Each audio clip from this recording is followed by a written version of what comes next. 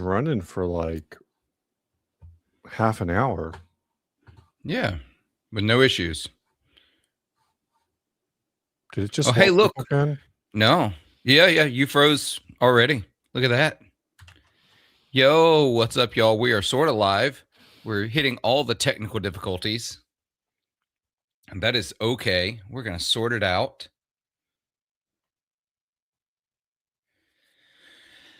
Oh boy. So I'm going to talk while Steve is computer is currently crashing again. It looks like. How is everyone? This is where you can't stop me from saying that if you go over to the 40 Watt podcast, we're giving away a guitar. Technically, we're giving that guitar away on both of these, along with a few other channels. This is your last chance. I believe the drawing for the guitar is next Sunday. So go click the links.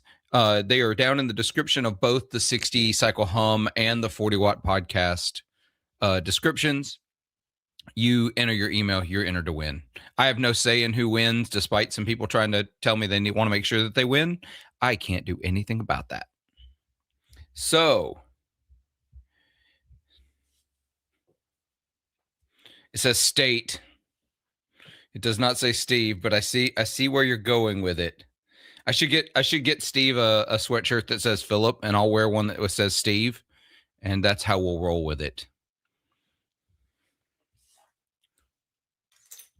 So we mentioned the part about the giveaway super early, which means some people are going to see that much and they are not going to watch the rest of this live stream, and that is okay. It is rigged to win. RJ, I don't think you're eligible. They know you stayed in the house. So also, I'm going to take this moment. I'm not wearing the shirt to advertise it because I can't, because I don't have it yet. But there is merch for 40 Watt now. It does not look like, it does not say 40 Watt podcast on it. I will share what it looks like on the screen while we're waiting on Steve. Look, we're getting all this stuff out of the way right now. This is it. This is the Will Work for Fuzz t-shirt. You can get the standard t-shirt for $22.95. It is available in kids' tees and women's tees, just like most things now, and hoodies and pullovers and all sorts of fun stuff.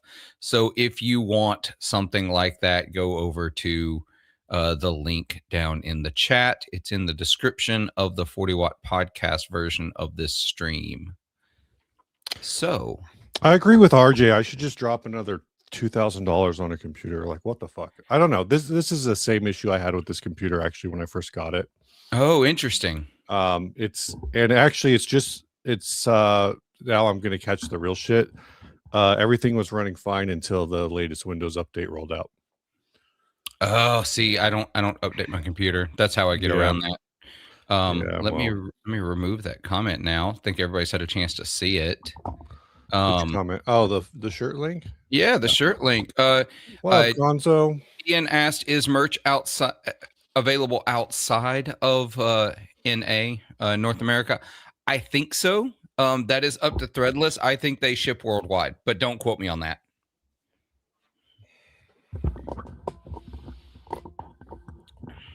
What's up, Amanda? Yeah, what's up, everybody? We can say hi now. I don't even know if it's a Windows problem. It might be a RAM problem, but it's like a weird, I don't know. It's a weird like loop around. What's up? It's time to go Mac. Yeah. It's time to go Mac. Do they have Steam for Mac? Yes. Yes, they do. Do the games actually work? Some do. Most don't. Most don't. It's time to go console, Steve. It's time to go console. No. It's the age of the console, sir. I just put the computer back in my car and drive it to... No, I don't want a fucking used MacBook Pro. Jesus Christ. Coming in hot, real early and fast. I love it. Throw it in the fucking trash. I don't want it. Never working with that company. Just kidding. I have a ton of Apple products. Right. I mean, if you're just giving away a MacBook Pro, I'll take it. No, I'll just put my computer back in the car and drive it back to the shop I bought it from, because they're a reputable company. That's how And you then do I'll it. get it there, and they'll never be able to figure out what works. Oh Um, no. w- Somebody do the Heimlich for Jessica. They're blue now. Amanda's pointing out that Jessica now has a wrench. yeah, we've got a bunch of wrenches. I don't know who any of like I don't. Ryan was probably just giving out wrenches last stream. It's you know what, I'm a moderator for a couple of other channels besides my own and yours, and I'll tell you, you don't notice the comments that get held for review until you're a moderator, and like the most innocent shit that gets held for review. Oh, just on like auto. Yeah, so I am a moderator over on the Mythos Pedals YouTube, right? Gotcha. Yeah. And I'll be watching those, and they were talking about the this one, the Mythos Victor, right? Yeah. And somebody made the comment because it's a rat. I mean, if you can't Right. tell, they said, "Oh, you dirty rat," and that got held for review. Oh, because it's an insult. Right, Yeah. exactly. But it's so bad. Yeah. It's so dumb. It's an air quote insult because it's not really an Yeah. insult. Man, I do wish we could vertical the way the camera's set up. That would Oh be so yeah. much better. Yeah, there's a lot of stuff like that, and honestly, like a lot of channels, I think they have like a couple mods that are very serious, and then they will just mod people at random. Obviously, aside from uh, a couple of times over the years where where the mods have really needed to exist, for the most part, Yeah, exactly. we haven't needed them. When I do the Studio Rats live stream with them, we only ever get the like spam bot comments on Twitch, because they also live stream on Twitch. Oh, okay. Do the comments, do they cross over, or? Yeah, well, they cross over in StreamYard, which is what they use as well. So we see all of it. Gotcha. Yeah, it's pretty bad. Steve, that's what we should do. Start streaming this on Twitch too. Do people even go on Twitch? I heard if you have I don't know. I heard if you have more than like 5 people watching your live stream on Twitch, it puts you in like the top 1% of Twitch users. Well, yeah, because it's like podcasts. If you get more than hold on, I remember these numbers. Like it's 20. it's really low for like the number of like downloads. Yeah. It's like if you get more than 100 downloads in a week, you're top 25% in the podcast world. RJ and I were actually talking about this. So I just did a thing. Can you say some words? I'm sorry. I'm saying some words. Yeah, perfect. Saying words. Awesome. When I stream with Ryan, his mic feed is so quiet that I have to turn monitoring off, and it's actually it feels really weird to not have the Volt 2 monitoring turned on. Yeah, that makes sense. Yeah, so that was a thing. We used to get the Telegram. Were we getting the Telegram messages in the premieres? I don't remember. I think so. I know we did. I know we got a ton in comments. Yeah, that was a whole thing. Yeah. What was the thing I was gonna say a thing, but I don't remember what it was now. I'm over here adding moderator for some folks over on my channel. Y'all can have wrenches over there too. That'll be fine. That's how serious we are about things over here. Maybe it was just about this. I'm never working with this. I don't know. Obviously there's companies don't really work with me per se, because I just back end. I'm not, if an email comes in from a company I don't like, I'm not going to be like, Ryan, you have to respond to this email. Like, companies don't even know who's responding to emails half the time. Yeah. Twitch seems like it's for watch parties. Six String Samurai, I think, is on YouTube. So we could just probably watch it on YouTube. Yeah, that's the thing. Is like I used to do Twitch back when I was gaming a bunch. I found that certain games were really good for Twitch streaming, but like I was playing World of Warcraft most of the time, so nobody was watching. If you hadn't been doing it for a very long time already, you weren't. Yeah, it was very hard, or certain demographics of questionable Right. ethics streamer. Which are all on Kick now because Yeah, yeah, they're all on Kick. Is Kick yeah. still a thing? I That's don't still know. real? I assume it's still a thing, What but was what was the other one? There was like a crazy like platform that was for college students. I remember having it when I was in college. Um, uh for college students? yeah, like Are you talking about the one that's like everything's like anonymous? mhm. And it's local Um to you. It's always local. yeah, what is that? What was that called? I know what you're talking about. Yeah, I can't remember. Why am I thinking there's a moose in the name of it or like in the logo or Uh I don't know. someone probably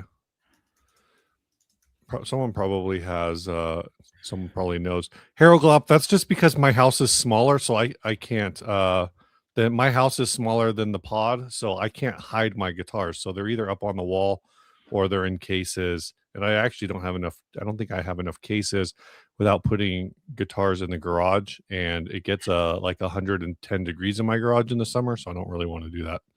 Yeah, exactly. Don't do that. I highly don't recommend putting your guitars in the garage. So Also, hello, Haroglob, and what's up, Brian and Dylan? Welcome. and Not Carl Omegle. Gonzo, Omegle is a different problem. who else we got that we haven't said hi to in here? What's F Google. interesting, what's interesting is Kick. The Kick streaming service has a Uh-huh. French Wikipedia, but not an English Wikipedia. What? Yeah, I Is it a don't. French company? Oh, there we go. Because it's on a different thing. Kick is an Australian company. It was Okay. back-ended by the online casino company Stake.com. Launched 3 years ago. And yeah, I don't know. Apparently they had somebody die while streaming. Oh. So that's interesting. Ooh, Um, Steve. what's up? So I know you're looking at fuzz. Let's start the topic a little bit. Well, I've already covered the guitar. I've already covered the new merch. We've talked about all that.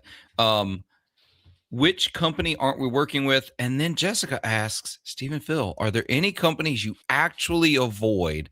I have read that social boycotts rarely work.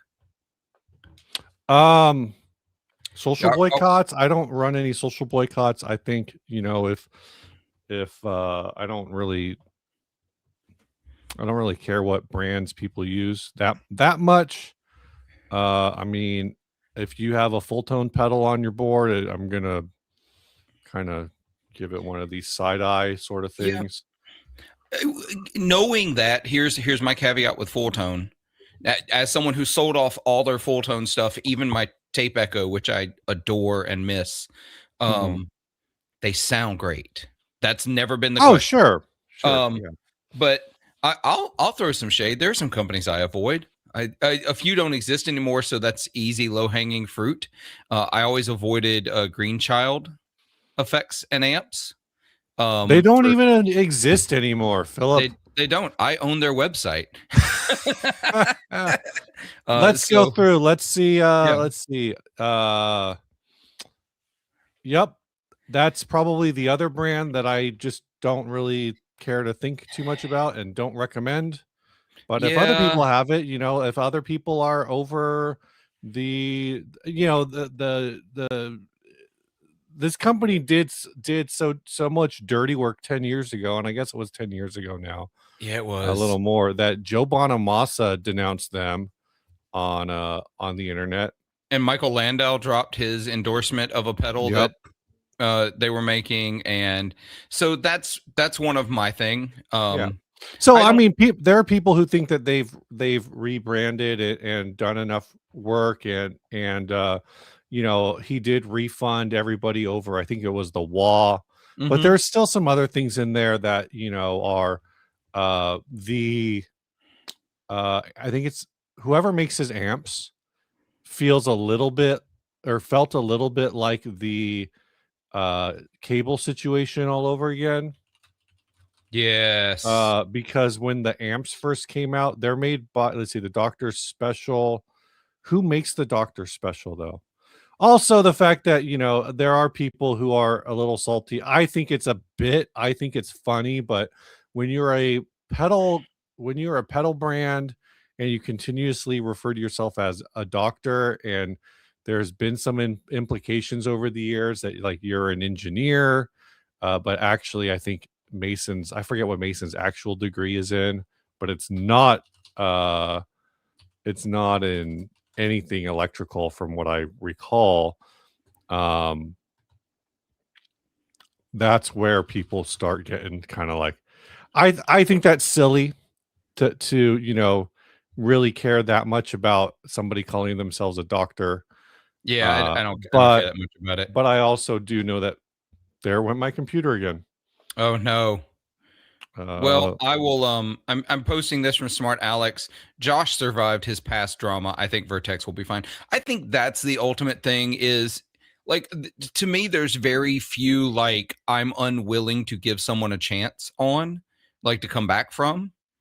So if somebody does the work and puts in the work to rebuild their image and they don't double down, I'm here for it. I'm all for it. So what I hope I've never owned any of the Vertex stuff. I've never met Mason, um, and so I hope he does well. I don't know anything other than that. Um, Smart Alex, I do not know why you're a mod. That's on the 60 Cycle Home channel. So he was just handing them out at some point. Steve will come back again when his computer works again. It is time for Steve to buy a new computer. So we'll have to start a fund for that. There's Steve. yeah, I do agree. Like the GHS thing is kind of, now that being said, Josh's JHS pass I think is a little more uh maybe gray is the word I'm want to look. Uh, I think a lot of yeah, that stuff is less provable. He didn't yeah. There outright you go. screw customers. And it wasn't Josh himself. It was an organization he was affiliated with. You know what I mean? Yeah.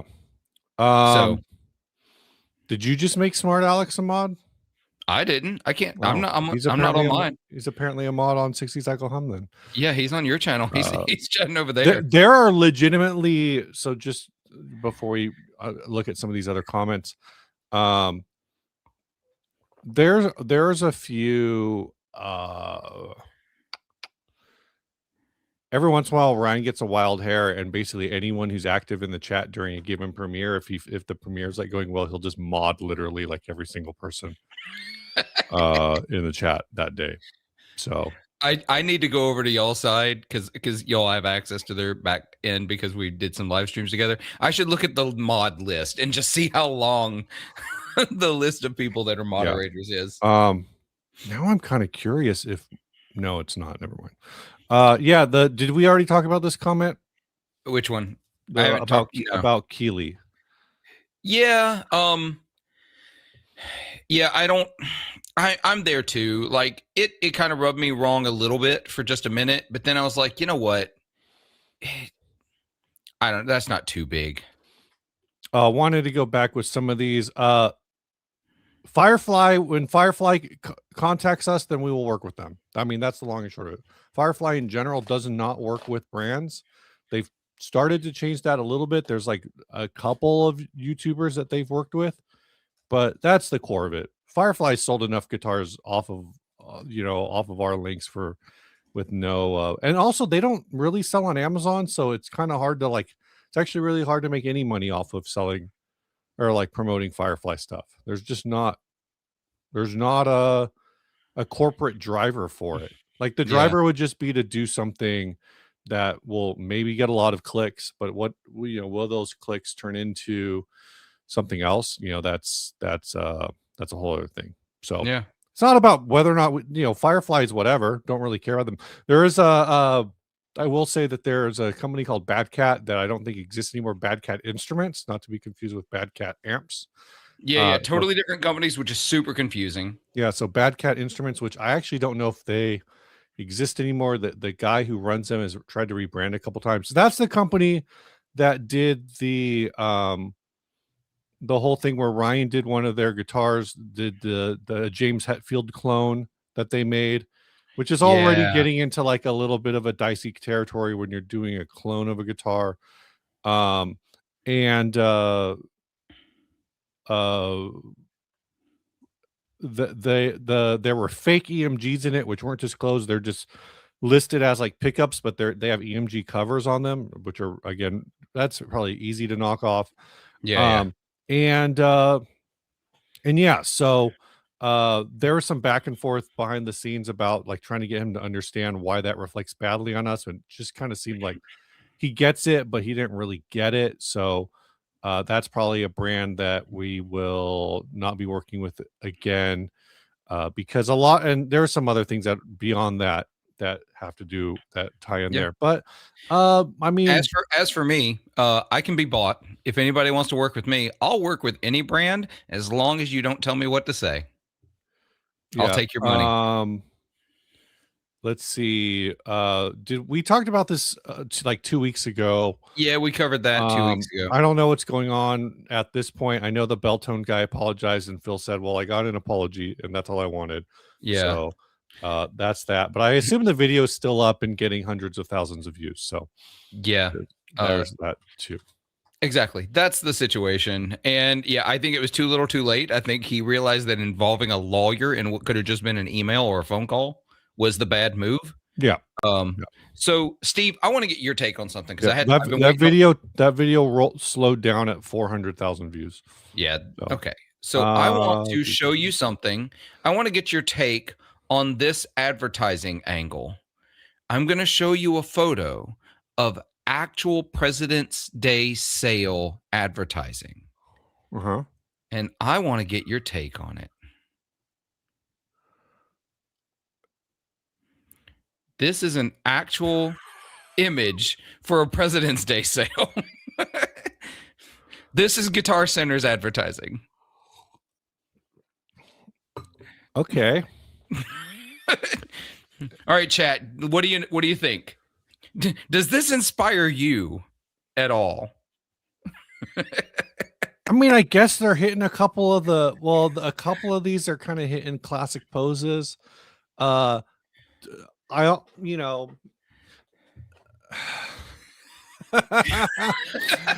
the fact that, that they chose Roosevelt as their third is Yeah, interesting. yeah. But like the whole like Washington with a Fender acoustic with his foot up on a monitor, like he's not even playing it. His hand's just resting on it. Yeah, he's just thinking about it. It's so bad. It is so truly bad. Hold on, I have more. This isn't the only one they're using, obviously. Because if you have options, why not use them? Just just what the hell is this? Oh, all right. I got one more. I do have one more. Where is it? Oh, here we go. Oh, this is my favorite, Steve. Before I add it, I need you to understand. This is my favorite. All right. DJ Teddy. Oh my gosh. That's ridiculous. All right, I kind of love this campaign now.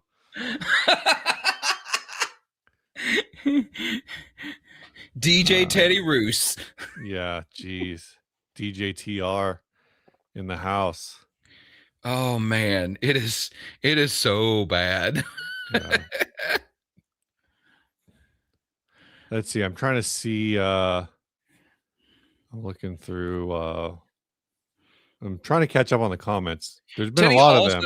Teddy also looks like he's about to lead a safari while he's DJing. Yeah. So, what did you change the title on your side? What did you change your title? Yes, I did. I don't remember. Someone tell me what the title of this video is. I don't think any of so Nady Potato says fuck your shitty AI slop. I don't think any of this is AI. Is it AI? Oh, I think this is absolutely AI. You think so? I think so. I mean, I can't tell because I'm just seeing it little. This just looks like they did a photo shoot with some old dudes. No, I think this is absolutely AI. I don't think there's any doubt that this is AI. Right. I mean, like I said, I'm just seeing it little on my screen. I'm going to pull this back up so that you can see it again. There's no world where these are real people. I mean, I definitely feel like I know these people. Like, I'm pretty sure I work with these people. But I can't see like that they're saying like, oh, the hands give AI. I can't like there I do look at Washington's left hand and it does look a little weird. Yeah, it does. Um so Yeah, so it's such a weird thing to do. And so we're talking about president screwing up. That's the title of my video was. Did this company just screw up? Also, we want to give you a oh guitar. also yeah. Yeah. I Yeah, tried to, I think I changed the thumbnail on mine, but or I that tried to. I don't think it went through. that keyboard is weird looking. Like, Let's yeah. change my thumbnail. Apply. All right, we're gonna go back to this because anyway, I wanted to get your reaction to those because I've intentionally not sent those to you until the live stream because I wanted to see Yeah, what you no, thought of those are great. I don't hate them. Maybe I should. I don't know. Yeah. Sounds like I people in the chat want me to. Yeah, it's one of those things like the AI conversation is such a it's more nuanced than anyone wants to give it credit for. Yeah, I yeah. definitely think there's space for AI tools. I don't know that there's space for entirely AI created things. Can I not change my thumbnail while the stream is running? I Oh, can I don't change know. I don't everything think else. so. All right. So Weird. so just before we went live, Henning Pauly put up a video where he ranted about Yeah. that's what we were sort of hinting at with our video title. I actually don't know that there's anything in the video worth discussing, to be honest. Well, one, I feel like Headrush has always been a difficult company to work with regardless. Yeah. Two, In Music also owns Moog now, don't they? yes. Yes, they Yeah. do. When so he talks about his friend that was at In Music, that his friend is also my friend. I talked to her, Gotcha. maybe like once a month. I'll send her a message on some social media and just see what's up. She just landed at IK, so there could be some. Oh, really? Yeah, Henny Polly, as closed caption wants to call him, Henny Polly. So one thing is so yeah, so she's at IK now, so we should be getting we were talking at NAM about getting some Tonex stuff down the road. That was a video that should have been talking to a glass of schnapps. Yes. I on the one hand, yes. When you are in communications with a company and the people you're talking to start disappearing, it's very frustrating. Yeah. We haven't gone through that to my recollection.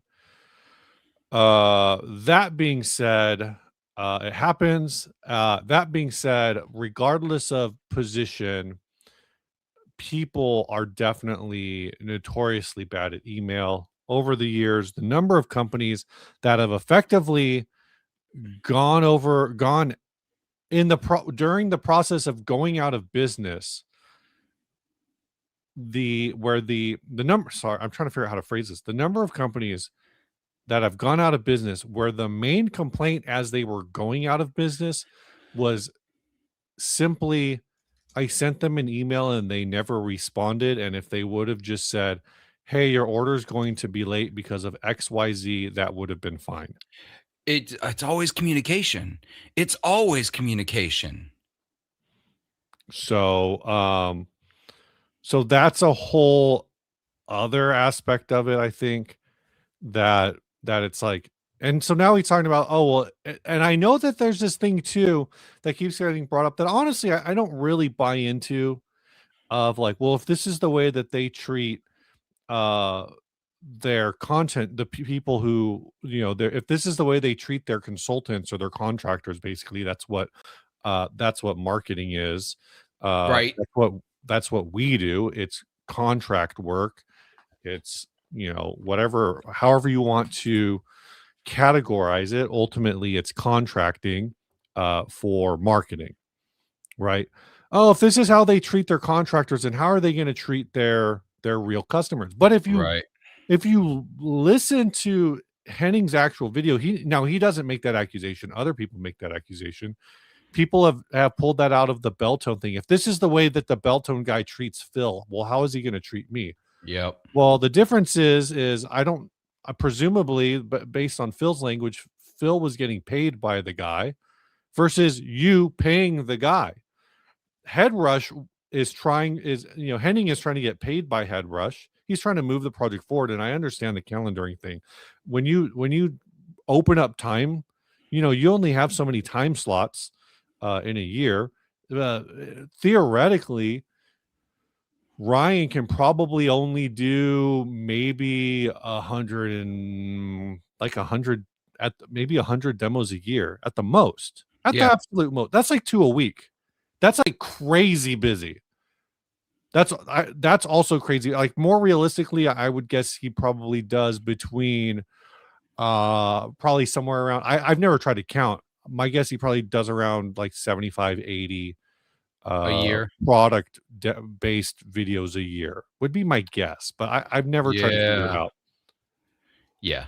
So Henning puts he out does a a lot. rant on this. I saw the thumbnail for Henning, but didn't have time to watch. He put out a rant last week. He puts out a rant every Sunday morning. Yeah, that's his That's Sunday morning ritual, at least Yeah. US time Sunday morning. That's his version of a podcast. Yep. Now, that being said, when he talks about the Moore situation in that video, my Yeah. experience with Moore is very different than his, because we were also on the same emails Uh-huh. that he is talking about, and Ryan and our interpretation of that situation is that when Amy left the company, it was almost like, it felt like it was kind of weird because Amy had been there a long time, and she's like, "Hey, here's my personal for people who just want to keep in touch." That's kind of abnormal in my experience for anyone when they're leaving a company to send a email out to, who knows how many people, and say, "Here's my personal email if you want to just chat." But maybe those kinds of relationships exist. I don't really know. The weirder thing about that is, and I don't even see the email anymore. Oh, there it is. So Henning said about a month later her replacement reached out. In my email list, literally this dude reached out. Let's see, she sent her goodbye email on at the end of November, and the replacement dude reached out like 2 weeks later, actually exactly 2 weeks later, so maybe 2 weeks in a month. It could Mhm. just be a memory gap. But when he did it, he sent that email to 94 people and created a whole back and forth, like, little side chain, because he's basically said, "I'm taking this over."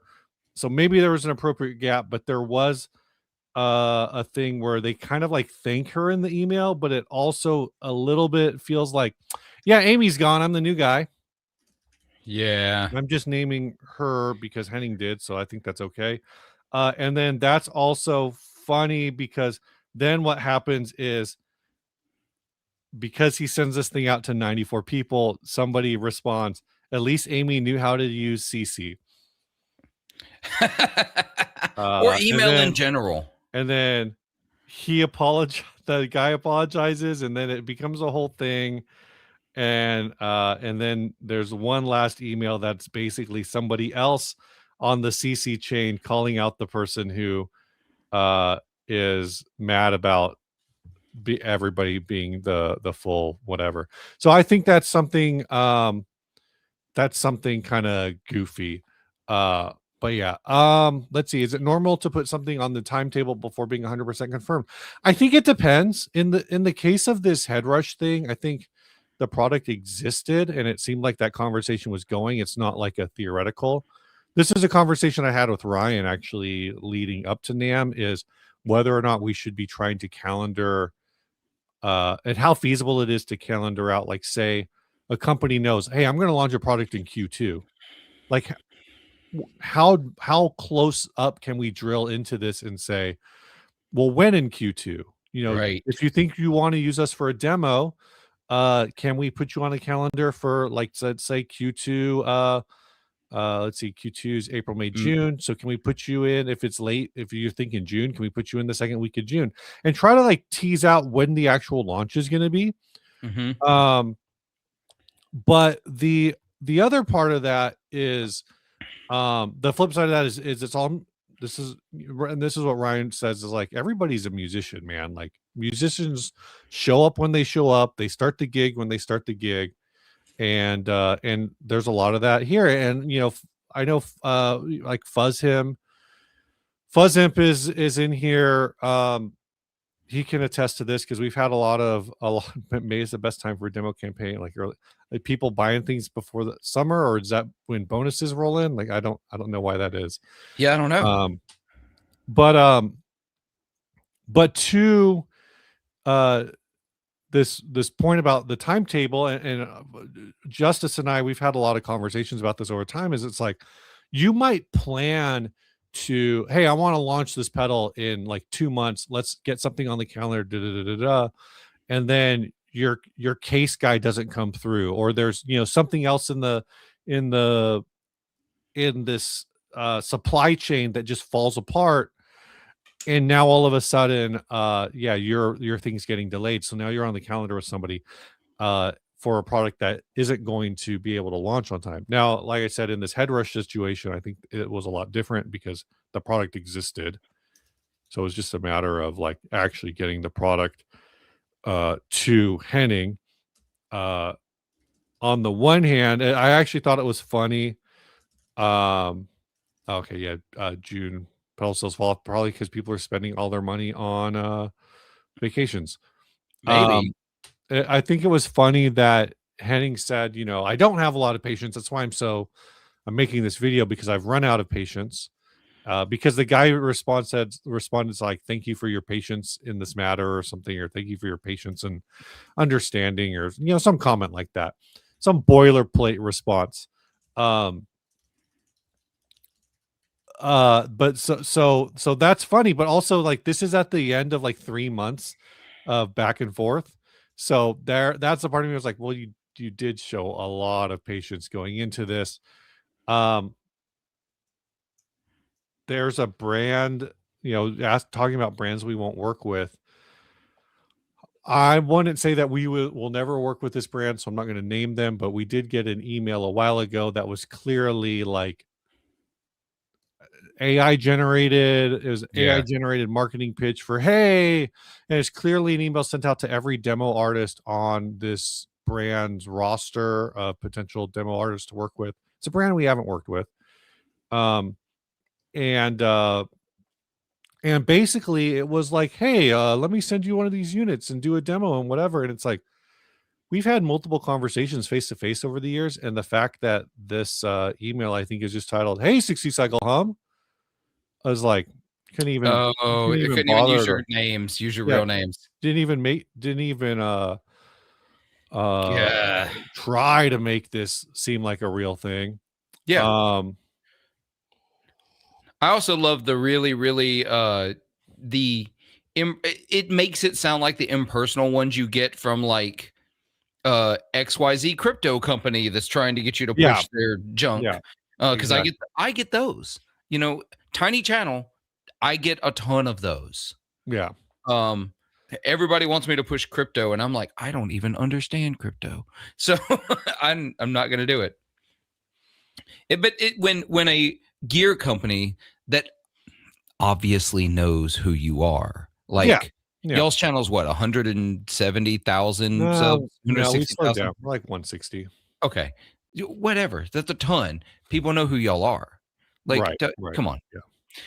It, Oh, that's how I I used changed to. the thumbnail. What's Sorry. that? I just figured out how to change the thumbnail. You have Oh to my actually gosh. click on the 3 dots. Well, y'all, we're 40. Well, we started a little late. We're 40 minutes into this. I'm going to reiterate for some of you joining late because the number, Steve, we're getting close to 100 total viewers, Yeah. which is wild. We are partnering with Sweetwater to give away a guitar, part of Nam House. It is being given away next week. next Sunday, Steve, I think the 22nd. I have that email. I don't know why I'm asking. You've seen it though. So enter to win. You can click the link in either one of our descriptions, 40 Watt Podcast or 60 Cycle Hum. They are both affiliate links, combative though. So if you click mine, it's my affiliate link. If you click theirs, it's theirs. Yeah. And put your email in, and they just want your emails, y'all. They want to be able to email you. That's it. If you're already a Sweetwater customer, they already have your info. Just give it to them again. So click the links, win a guitar. It is a Player 2 Jaguar in Aquatone Blue. Is that what they're calling it? Yeah. Aquatone Blue. It's a link off. Yeah, you can go to my link. You can go to Philip's link. Who cares? You should go to my link. Steve, my ever since NAMM, I've been an affiliate with Sweetwater since last year, but I haven't pushed it. Mm-hmm. People are clicking my link and buying stuff. Good. I almost have enough to do a Ryan style I know what you bought video. You should do that. No, it would still be too short. It would still be too short. I think you need like in my opinion, I think you need like 12. I think 12 is the number. Yeah. But yeah, let's see. Are there any other companies? Now, I could make the argument because this is called I'm never working with this company. Yeah. There's probably a ton of companies that I personally will never work with, not for any other reason other than like I am probably never working with Novo. I don't have a problem with Novo. Yeah. Their stuff is expensive, so I will probably never buy one. And they don't know who I personally am, so they will never reach out to me. Maybe they'll reach out to Ryan. Maybe. Someday. Yeah, but they'll never reach out to me. I don't think they'll ever reach. Like, I know the guys at Novo. Obviously, I even did a video about new Novos for NAMM coverage. And I own a few Novos that I've paid for all. No one's ever given me anything.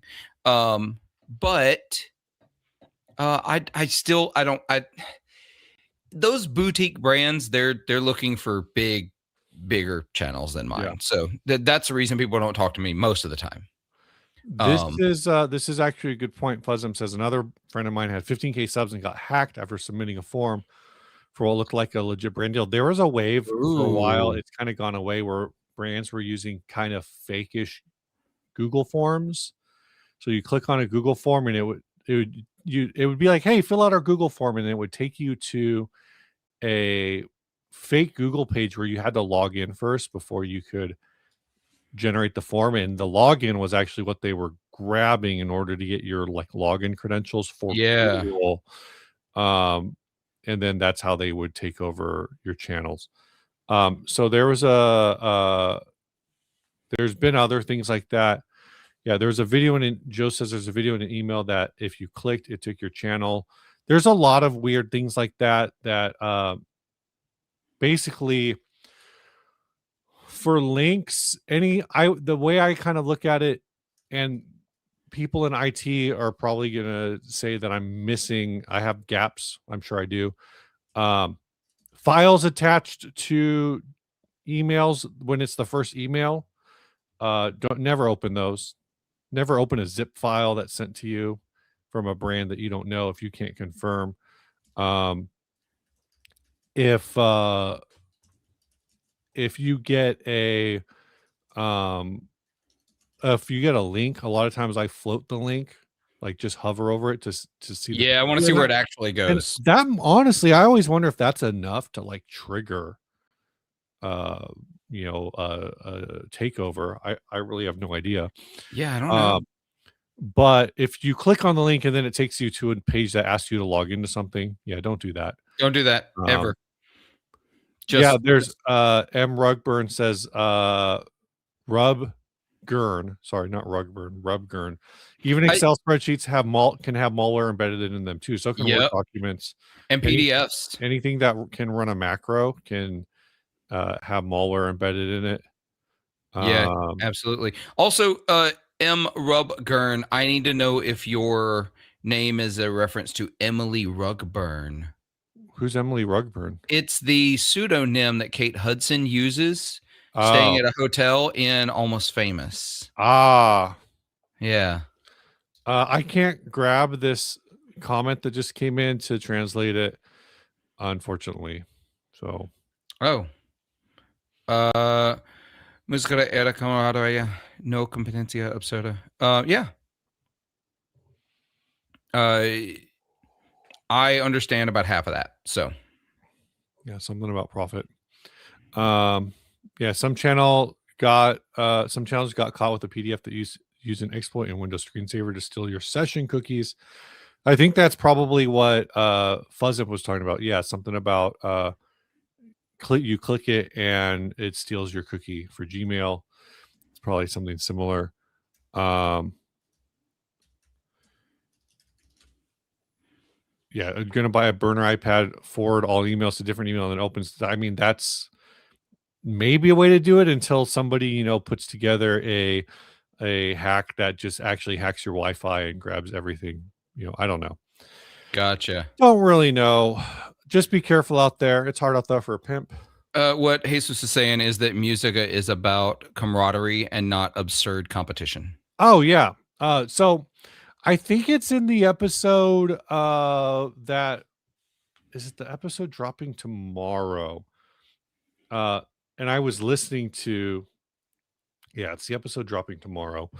And I was listening to the these two artists. I make a comment in this. Have you ever thought about how there's kind of like two sides of like the proggy math scene? And basically Covet and Polyphia are the same band. Ooh, that's an Like, interesting like take. they're not the same band, obviously. Right. But And they're like doing they different they things. occupy a space that's the Yeah. same. There are if you played, I think it's Goat. I don't listen to a ton of Polyphia, but I think it's Goat. And then you played like Falcor back to back, and you Yeah. told me they were the same band, I'd be like, yeah, that makes sense. Which is a Polyphia song and then a Covet song.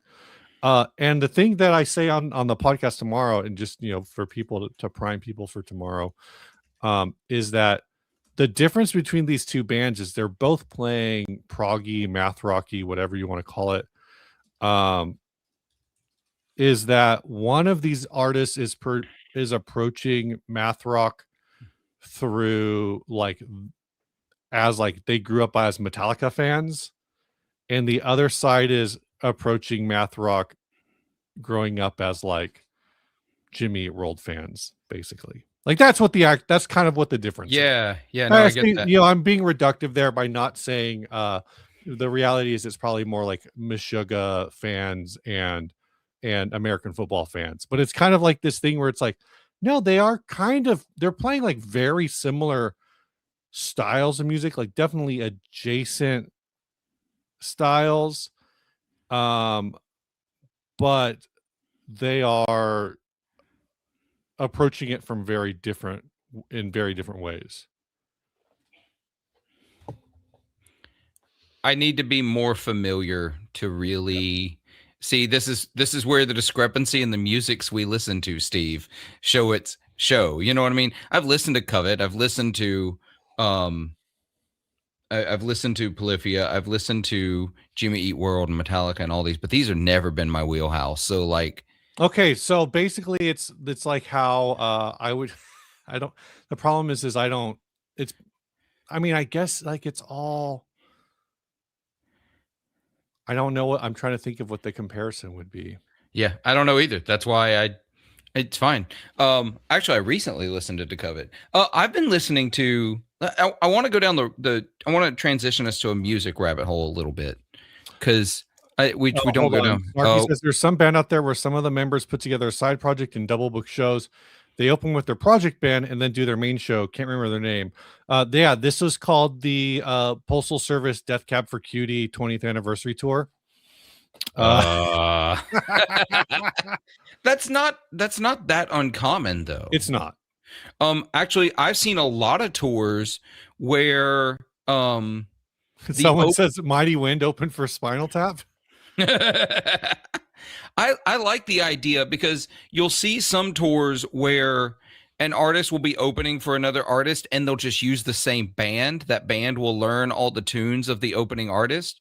It Mhm. saves a lot of money that way because they're not double paying. Well, I mean, they are double paying, but not at the same rate they would double pay, depending on if they're union musicians or Right. not. That actually makes me think of, I don't remember who it was. I don't remember what band it was, but it was someone from, I think, excuse me, from the UK, or maybe mainland Europe. Um, but they came over to play some festival. The singer of the band was able to fly out, but the rest of the band got stuck in Oh the yeah, they had like visa problems or something. So yeah. one member of the band flew out, hooked up with a band that was also playing the festival, and then they got all of, like, basically got this other band that was playing the festival earlier in the day to learn all of the other guy's music. And so this band played their own music, and then they were like the guest band for this other dude. I can't remember what they were, like artists I'd never heard of, but I just thought it was a fun story for a festival.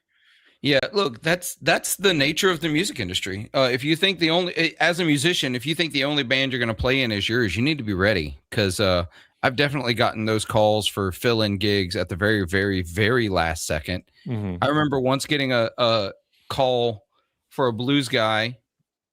I'd played with him before, so it wasn't completely out of nowhere.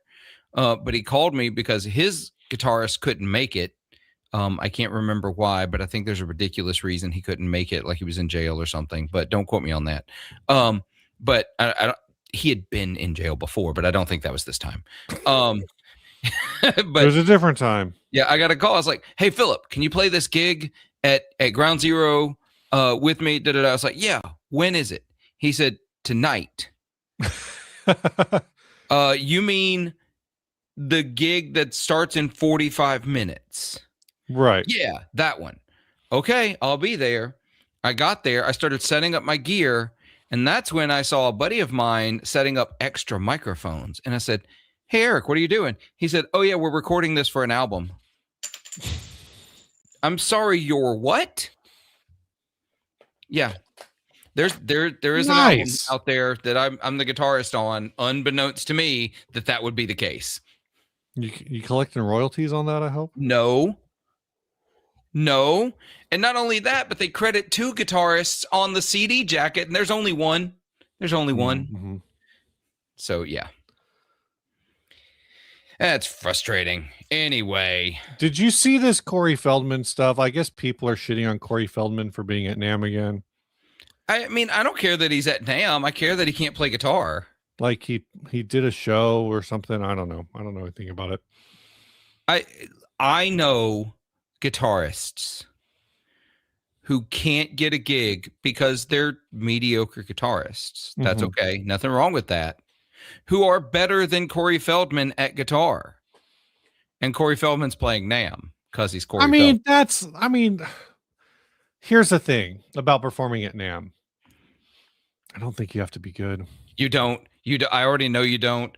The Studio Rats were joking about possibly us doing a performance at NAMM next year. And I Yeah. say joking, not joking. Like they were kind of serious.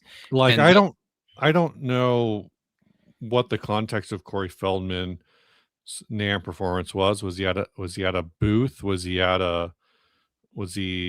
you know, doing his own thing? Was he at one of the hotels? I have no idea. People really want to talk about it. yeah, I mean, he was there 2 years ago. Where was it last year? 2 years ago. 2 years ago. And so it's fine. It's whatever. I love Lost Boys. It's a great movie. Yeah. I don't really have any strong opinions one way or the other. Joe's pointing out that want to feel bad because the trauma he's been through. Absolutely, it doesn't give you license to be kind of a horrible person, as he appears he has a reputation for being. I can neither confirm nor deny that, but yeah.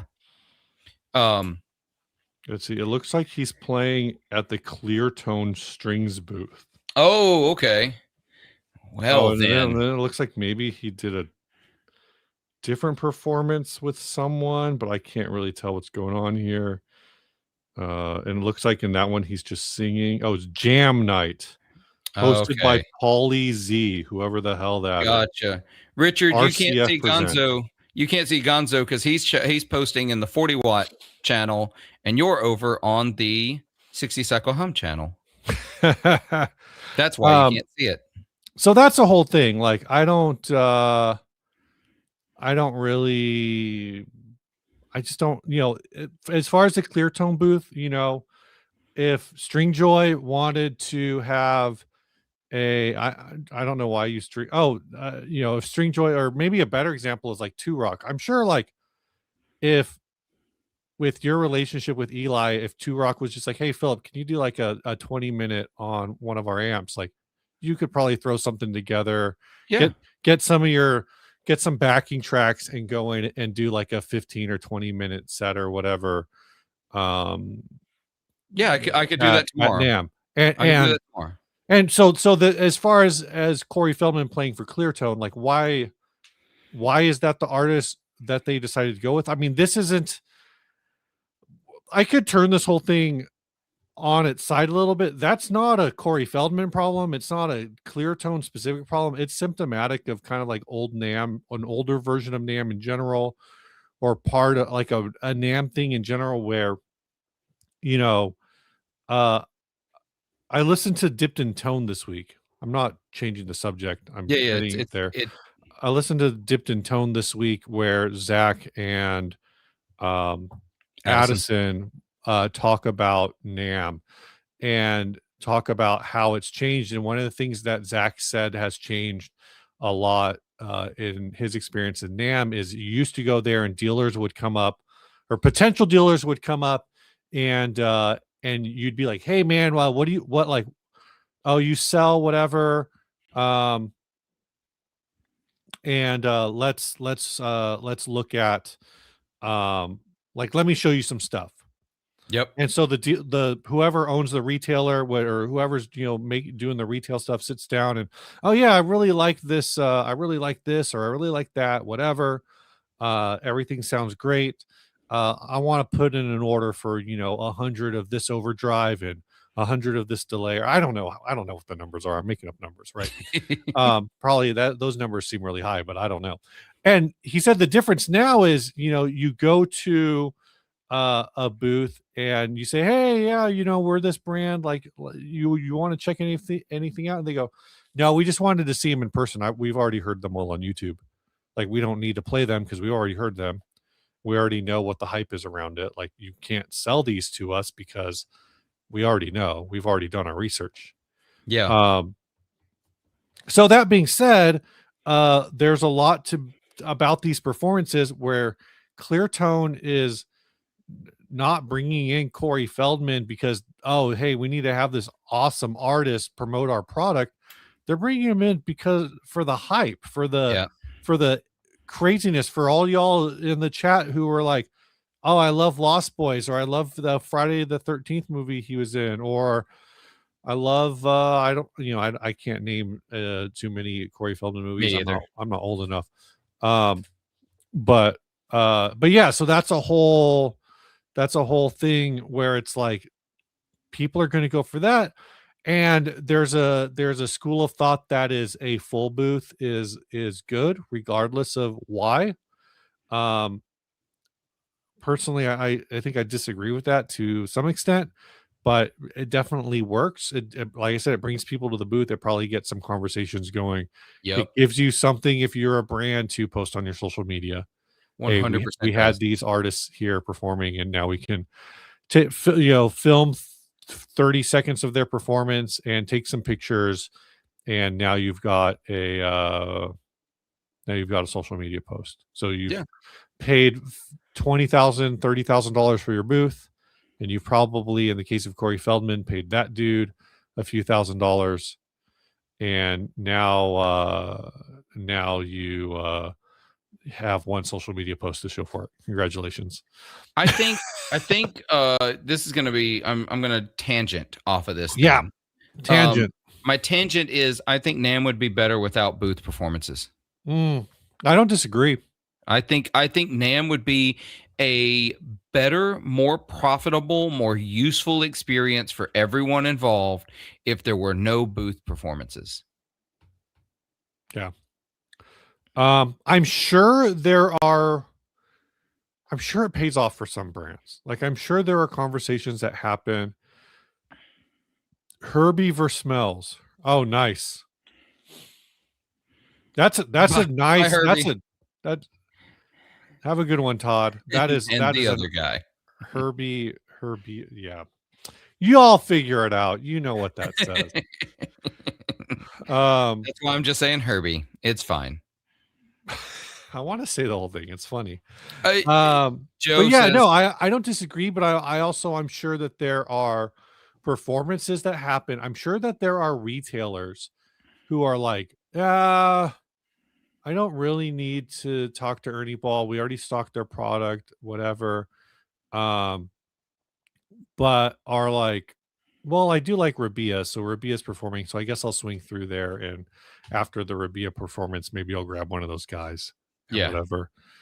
Um, It's not like I don't like some of the performances. I just think NAMM as a whole would be better without them. yeah, yeah. All right, Steve, here's one for you. Thanks, Snarky.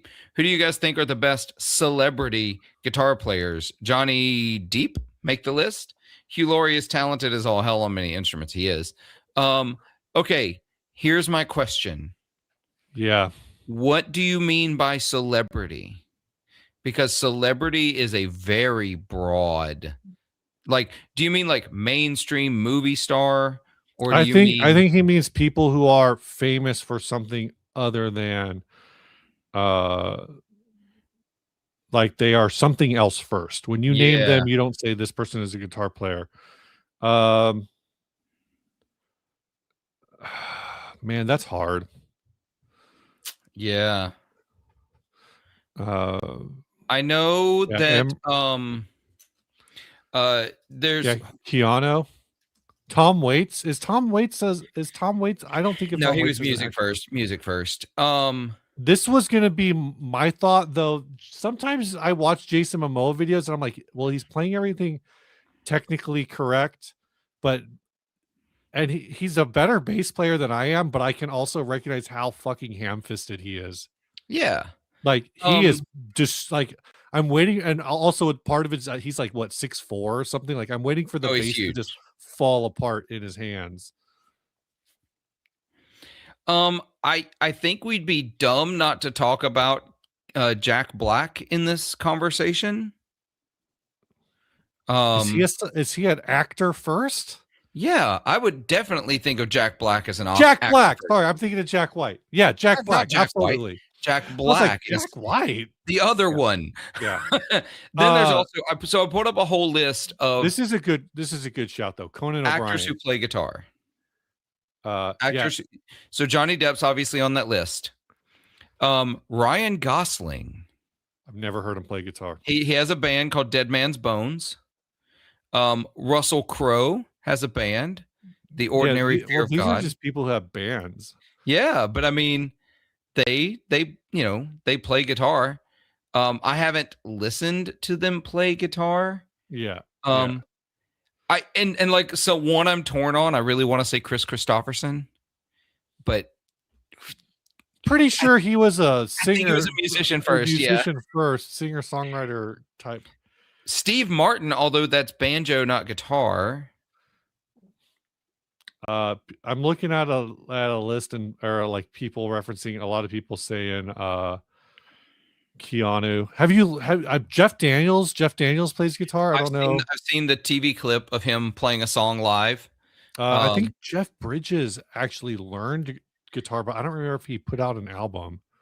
Um, yeah. He apparently played the guitar and sang in a movie. Jeff Bridges. Um, obviously Hugh Laurie, as mentioned. I'm sure there's more that I'm just not. Yeah. And I don't mean they learned guitar for a movie. Right.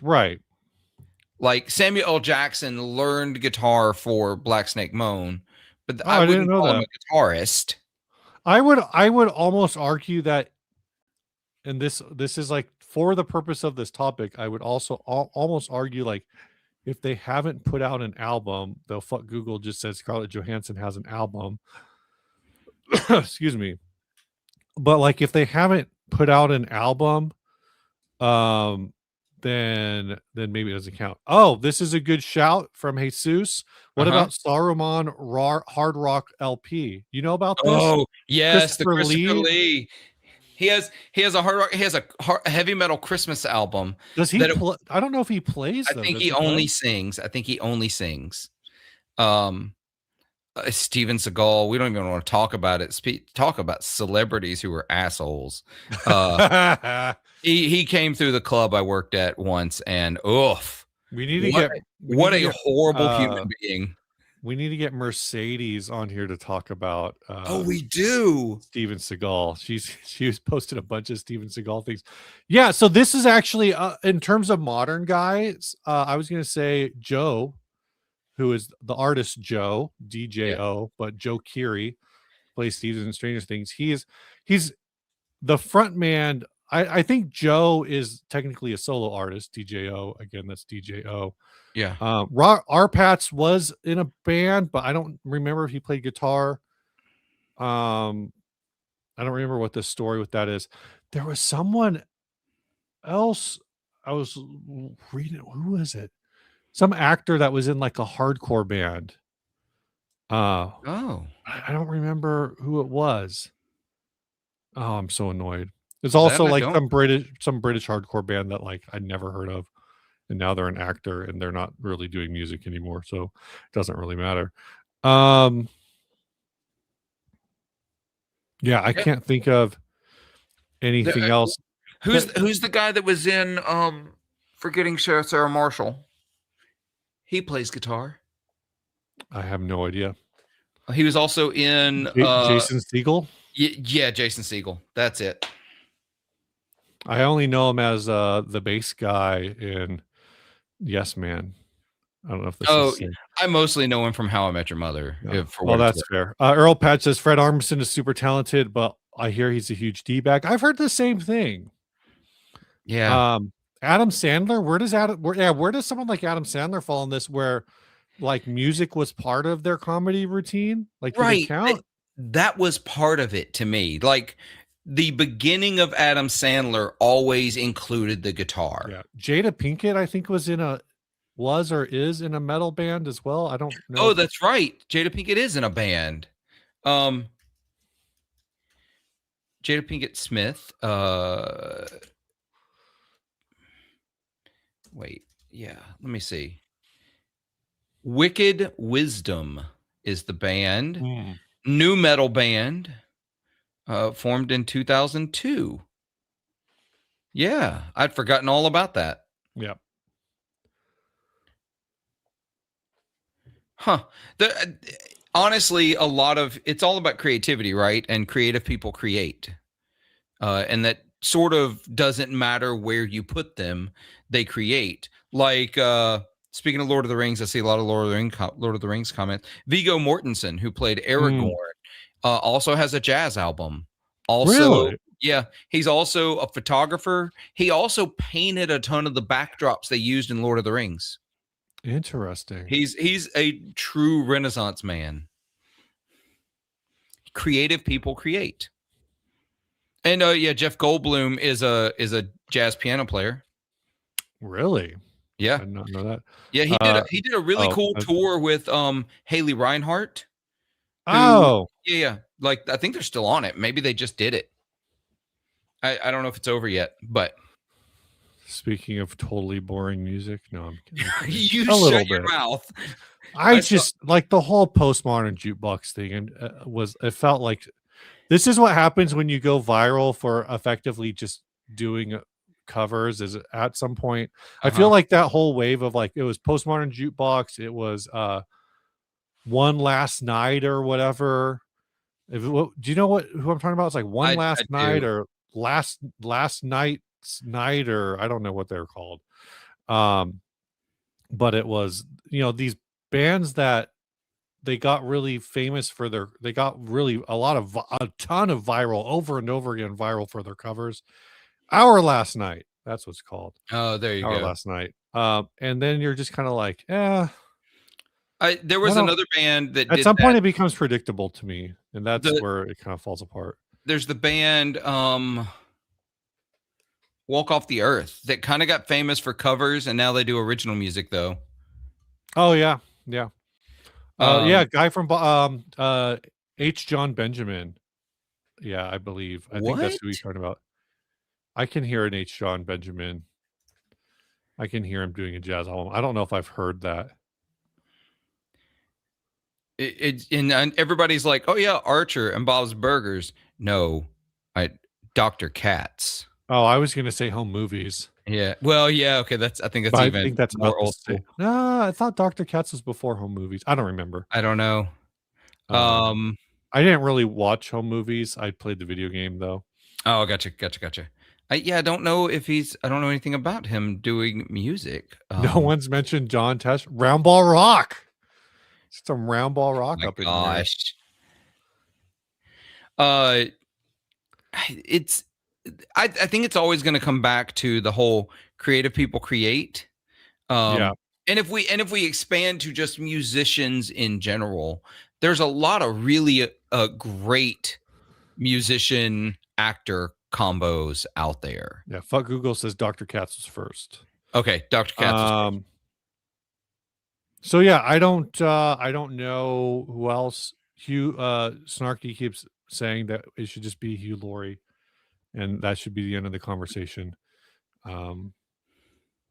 Which yeah, I know he plays piano on House. I think he plays He plays guitar. He does play guitar. Do he play guitar on House? Yeah. He does, at least on, I think, on one episode, but I know he plays guitar in general. Got it.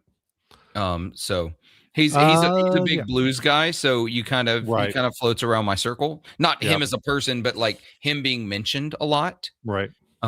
Yeah. Since he's British, it's all Clapton blues, but we'll forget. Well, I'm kidding. There's also there's John Mayall, and there's a John lot of Mayer. I love John Mayer. Oh my god. Yeah, I'm gonna leave this live stream. Yeah, getting viral for going viral for anything can sometimes be the nail in the coffin, no matter what you're doing. Hey Steve, can you manage this on your own for a minute or two? Nope. Oh, dang it. Go do what you need to do. I need to pee. Oh, cool. Awesome. All right. I'll be right back. Why did no one mention any rappers? Because I think the topic was guitar players. And so we just didn't name any rappers because we weren't thinking. Are there celebrities who were? I think. Okay, it was a joke, or it's a joke. Good. I was gonna say, like, once you get into the rapper territory, then you kind of get into like also just the general singing territory. Rappers who are guitar. Yeah, Lil Wayne. Bringing guitar out for his rapping stuff. But I was thinking about how there's a lot of celebrities who are like actors who can sing a little bit, maybe not great, but they can sing a little bit. They can sing, average or better, probably better than average. And so then they sing in a movie or they sing in whatever other capacity, and you realize why they didn't become professional singers. But it's passing, and the where I'm going with this is it's like a lot of those people have their backgrounds in music theater already to begin with, so they've had some kind of that background. It just exists. Yeah, like Amanda says, most actors sing and dance is just part of the process. You know, there's a whole thing with how it feels like half of Mickey Mouse Club became professional singers and the other half became actors. But Mickey Mouse Club, they're all that's a song and dance background, So that's that. Did Trogley have a Lil Wayne guitar? I don't know. I don't know anything about Trogley. Welcome back. Thank Uh, you. yeah, I want to know your take on this. This Little is a topic. ASMR real quick. Little. Oh, nice. Um, oh, oh man. Son of a bitch says Riley Reed plays bass. Does she count as an actress? Oh, I know. here we Danny. go. How did we miss Hasselhoff? Yeah, well, does he? I don't. Again, I'm thinking about guitars, but then He as you plays just guitar. I don't does know he if play like, guitar? yeah, he plays it. Um, don't hassle the Hoff. You know, I'm gonna go do the thing that you just did. Yeah, I'll go be back. for it. I got this. So let's keep talking. I'm going to scroll back a little bit and give my take on things that gonna go back. Zoe Deschanel not just is a singer, but she also plays guitar and at least ukulele. I know those for fact. So does play some things. Um, I feel like there's a really obvious one we're missing here, and that's Uncle Jesse from Full House. Absolutely actually plays guitar, actually has a band. Also actually plays drums. He's done a really good episode, a Drumeo video, John Stamos, obviously. Pulling up the name of his band. But he did a Drumeo episode where he like had to hear a song for the first time without the drums and had to create his own drum track for it. He's really, really good. So let's see. Oh, he collaborated with the Beach Boys. Didn't even know that. Yeah, so I think that's a really easy one. How did we forget John Stamos? Exactly. And yeah, he's a good looking dude too, so it helps. It helps. The Monkees, the band themselves, the ones who actually played the music, were good. The music was fun and it was good, but there's that whole stigma of it's a fictional band. Most of the actors didn't play the parts. Obviously, I think Davey did. Jim Belushi plays harmonica. He does. I think Bill Murray plays harmonica and is touring with a blues band right now. So that's really cool. Let's see. Who else we got? Yeah. This one, I don't know if Steve mentioned it while I was grabbing another beer and using the restroom in reverse order there. Elvis is kind of like I realize he was an actor second, but he's kind of the archetype for this. So Steve, we came up with one while you were gone. John Stamos. John Stamos. He's got to be the best guitar playing actor, right? Is he a guitar player? Yeah, I don't think of him as a guitar player. I think he of him toured as a with the drummer. Beach Boys. He toured with the Beach Boys as a drummer. I thought he toured with them as a guitarist. I know he's played guitar in bands as well. I know he played guitar in Jesse and the Rippers. That's the only but as far as in the Beach Boys, he was a drummer. No, I've got a picture of him on stage with the Beach Boys playing guitar. Oh, well, when he toured with them, I'm pretty sure it was on drums. Yeah. I will stand by this until he's also a guitarist and plays very well. So okay. I'm gonna go with John Stamos as my pick. That's my best guitar playing actor. Let's see. What were some other people?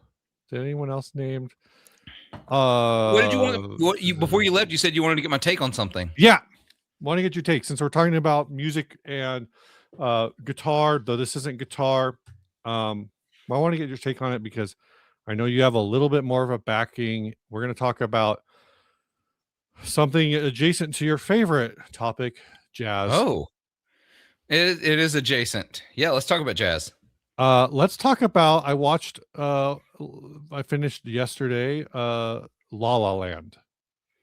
Oh, I haven't watched it yet. You haven't watched La La Land. I thought you would I don't have. watch. I don't watch movies. Okay. I did. Kelly and I did watch Begonia yesterday, though. Oh, I want to see that, but I don't think it's You, you have to you rent it right now, right? no, it was a live stream. I'll tell you what streaming service we had it on. So, when Kelly reminds me, because she I think was the it's one on driving the TV. it might be on So Peacock, I think it was Peacock. which I can't figure out what my Peacock login is. So but yeah, Yeah. damn, I thought for sure you would have seen La La Land given I'm that not. it's I don't care kind of a about jazz spoilers. movie. What's your take? What's your take? I don't have a take like I really enjoyed it. Yeah. But I don't have a take because I feel like I remember seeing some complaint that like there's a comment in the beginning of the movie where she says that she doesn't like jazz, but her idea of like the whole thing is about how her idea of jazz is like elevator music. It's like with smooth jazz, Kenny G. Gotcha. Oh, see, that's the Um, problem. but If people know anything about jazz, mhm, they think it's one of two things. They think it's either the smooth, boring, I'm going to call it boring, y'all, because it is boring, smooth jazz, like Kenny G elevator music, yeah, background during every Christmas scene in a Hallmark movie kind of music. right. Um, or they think it's some 12 tone serial like escapade atonal Oh yeah, cacophony. yeah, They don't realize how much variance there is in between those things, because if both of those things are jazz, and they are, yeah. everything in between can be jazz too. Whereas I, like, for example, I'm a big fan of hard bop, which is, it's bebop, which is some of that getting into the Mhm, mhm. exploratory harmony kind of thing. I like hard bop because there's still like bluesy elements to it. Um, that I don't know, it's still relatable music. Things like Art Blakey, that's where Wes Montgomery kind of falls in, Mm. is in hard bop. So those are the kind of Yeah. jazzes I really like. I think the complaint that I now M. Rugburn says I know a lot of Rubgurn says I know a lot of filmophiles who finally gained respect for jazz because of La La Land. Yeah. Um, I don't. Also, while we're at it, no, Freaky Friday is not my favorite movie. My favorite Oh movie yeah. is actually Almost Famous as well. So Do you think Lindsay Lohan is a better? You don't think Lindsay Lohan's a better guitar player than John Stamos? I do not. Um, She might be a great guitar player, but I don't think she's better than John Stamos. so I don't know the. I feel like I remember reading somewhere that people complaining that La La Land didn't break down jazz enough. Um, Oh, because she's like, "Well, you don't like jazz. This is jazz." And because he's a jazz pianist. yeah. And then yeah, I'm reading it like, oh, it treated this idea of like him of you have this white guy, Ryan Gosling, who's trying to be like, I'm a jazz pianist. I'm real. I'm making real art jazz Hmm. whatever, but it's like it's inserting a white guy into this. I'm gonna save jazz for I mean, for what it's worth, you could argue that basically he's Joe Bonamassa. God, I keep talking about Joe Bonamassa. Or Bill Evans, who was a quintessential jazz pianist, who's Yeah. a white guy. Um, Um, but don't get you me know, wrong. But they and also, if I remember like the little bit I know about the movie, having not seen it, they've also got like John Legend in there, and they've got, yeah, legitimate jazz musicians in there. John yeah, Legend is in my brain, he's a pop musician who could be a jazz musician if that's what he wanted to right, do, right. kind of thing. I mean, for what it's worth, like that's kind of what he plays in the movie Yeah. is Gonzo, they are called jazzers. That is a term that people use to refer to jazz players. yeah. Jazzers. At the end of the movie, they have the piano player that he replaces is Kyrie Tyler, uh, who apparently is a songwriter producer on Beyonce's Cowboy Carter. Oh, Yeah, I mean, to your point that they are bringing in actual uh and more so than Cowboy Carter, he was the songwriter and producer on Meek Mill's Championships album. an album I didn't mention because I haven't listened to it. Oh, well It then. sounds like I need to. Yeah, you should. Um, Meek Mill's great. yeah. So anyway, I'll just big say like I really enjoyed the movie. I just remember hearing some noise about like, oh, how it's not like jazz enough or something. It might not be, but also it's not jazz enough in the same way that like Black Snake Moan wasn't blues enough, or it's a movie that's meant to appeal to people who aren't necessarily fans of that music. Right. So Right. they can't go as deep as like a real jazzer would want it to go. Or in the case of Black Snake Moan or Sinners, they can't go as deep as like a blues hound is going to want it to Right. go. Right. And I think that's fair. Like that's a fair commentary. Like you can only do so much in the Yeah. time that you're allotted. And the in this case, like jazz is a vehicle for showing the evolution of two characters. It's not the point of the movie isn't to be a jazz history piece. The point of the movie is just to say Kenny G's fake jazz and It's a and story. It's a storytelling device. yeah, and that, Um, you know, you have one character who doesn't know anything about jazz, but because she's dating this guy who loves jazz, she gets into jazz. And then you have this other character who loves jazz, but then in order to uh make money, he he has to play music that he doesn't necessarily love because it's a I big don't remember it's a big anybody being mad that August Rush didn't dive deep enough into Khaki King's catalog. So so they'll be fine. I mean, I was really frustrated that uh I don't remember the name of the movie. There's another movie that was Mr. Holland's was it Mr. Holland's Oh Opus I'm yeah, yeah, thinking yeah. of? Like didn't it, you know, it pretty much fixates on one Beethoven piece or whatever. I don't Yep. remember what it was. I'm just mad that the movie Beethoven didn't have enough piano in it. You know, the one about the dog. Yeah, yeah, right. Um so so yeah, I mean I enjoyed it. It was fun. It was a fun movie. Okay, everybody. Somehow everybody's transitioned over to Muppets. I don't care who your favorite Muppet is. I want to know who your favorite Care Bear is. That's more important.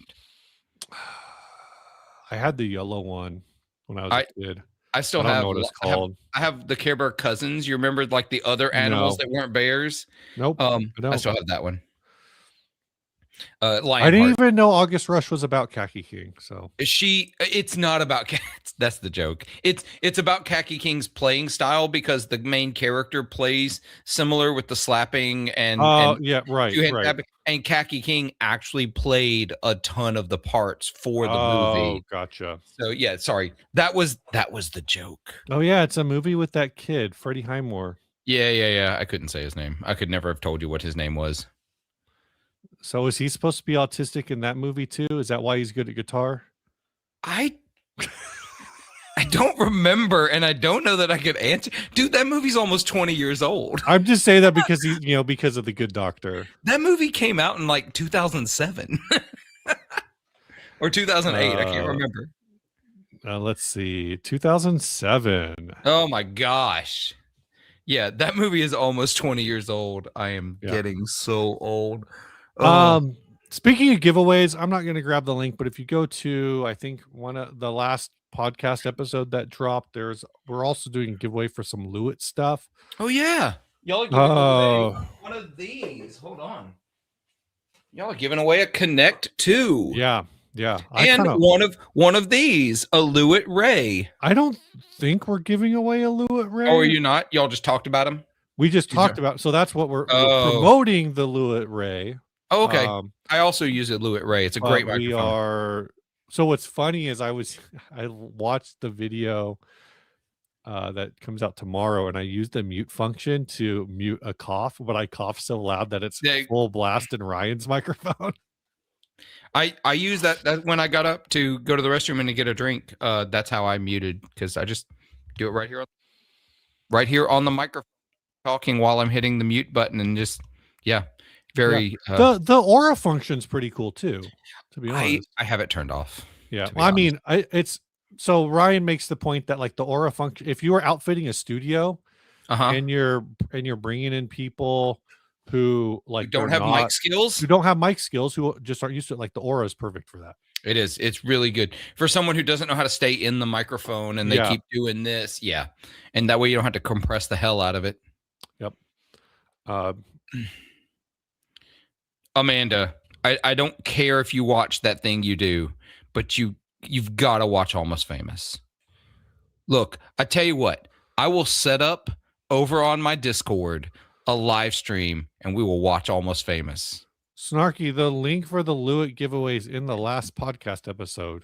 I'm not going to post it in the chat because I might crash my computer again. Yeah, we can't respect. Steve's computer is having a hard day, y'all. We don't want to give it more. It's just like certain things. I think I almost wonder if there's like a bad, if there's like one, and I don't really know how this works. So the computer people are probably gonna be like, "What the hell?" I've noted this one. I'm gonna watch it. It's almost like there's a bad, whatever they call it, like piece of RAM that doesn't ever get accessed. But then once a program decides this is where we want to live, like it's accessing it all the time. And so it's like there's certain things where, so I was having my computer crash all the time trying to boot up Red Dead Redemption. Yesterday. Yeah. I uninstalled Red Dead and then reinstalled it, and then it ran fine. You know what never crashes my computer? Playing Red Dead on my Xbox. So, I don't know, man. What are y'all? Wait. Steve, what do you think about doing a Discord movie night? I know Discords that do it all the time. Yeah, we could do rock and roll movies where people could come in and out as they want to. Yeah. We should all watch together Rock and Rule. Oh, you've been talking about that. Yeah. I watched it after Amanda brought it up during the live stream months ago, and oh my gosh, we all need to watch it. Everyone needs to have watched Rock and Rule. Jason Schwartzman, does he play guitar? I only know him as a drummer. So another guy I only know as a drummer. I'm looking to see if I can find a picture of him playing guitar. I think his brother plays keys. I don't know if his brother plays guitar. He does indeed play guitar. There's a picture of him working on a record. I have a feeling he's actually a better musician than John Stamos. He might be. Okay. He's also super funny. But so I was talking to, so he's in I think he's on the first two. I don't know if he's on the third Phantom Planet album, but he's at least like he's, I think, a founding member of Phantom Planet. And then his brother was a founding member of Rooney. Oh, that's a band I used to love. Yeah. He was the keys and vocal in Rooney. Really? Yep. For the Blue Side album, at least. That's the good album. Their second album was pretty good. It just didn't get any. I know. Have I ever told you the story of going to see them play live? Snarky really wants you to watch that Britney Spears movie. I was gonna make the Britney joke. If you haven't seen like the Good Crossroads movie, the Ralph Macchio movie, I was trying to find it on streaming and I couldn't find it anywhere. I've seen like pieces of it. I actually think it's on YouTube. I think the entire movie's on YouTube. Nice. So it's like Rock and Rule. The only reason I was able to watch it because it's not on streaming services. Right. There's a Facebook group that has posted the entire movie as a video. So I found that Facebook group. What's the Commitments? What? What is that? What is the Commitments? First of all, 1991. That was the movie that made Mustang Sally a hit again. 1991, something about Ireland. Starring a bunch of people I've never heard of because it's an Irish movie. Based on a novel. It was huge. Not if it came. I mean, in 1991, yeah, I would have missed it completely. Okay. Well, we'll watch the Commitments too. We got to do a Discord movie night. I've just decided it's got to happen. It's gonna happen. 40 Watt Discord. We'll do it. I don't know, every other week. I'm gonna have to happen. We got to watch movies. Let's see. Yeah. Just don't tell any licensing officials. Yeah. 7-year-old Steve was not watching a movies with 193 uses of the F word. 90. Well, it is Irish. It's Ireland. So 100. I feel. Well, how does that compare to a Quentin Tarantino movie? wait, how long is the movie? Hold on. Would you say 97 uses in 193? 193 Yes. in 118 minutes. Yeah. So that is 1.2 uses per minute, something like that. Rookie numbers. Oh, Glenn Hansard is in it. Oh my gosh. Dylan, if you for anyone who wants to find my Discord, if you go to, there's a bunch of different ways. You can go over to my YouTube channel. It's down in the comments. There's a link tree where all of my links are. So if you go to 40wattpodcast.com or linktr.ee/40wattpodcast, you'll find all the links. The Discord link is there. I'll try to grab it here in a second and toss it in the, or Snarky can handle it and take care of it. See, Snarky, that's why you're a mod. Right there. Done.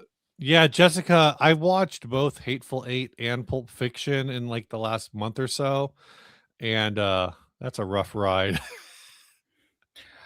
Yeah. That was a rough ride. Do you know that for a long time, Pulp Fiction was the one Tarantino movie I'd never seen? I mean, for a long time, I don't know if it was the one, but it was one that I had not seen in a long time.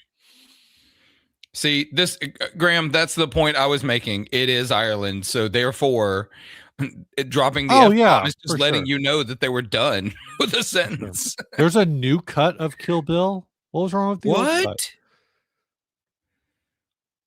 What would they fix? I feel like they could only screw it up.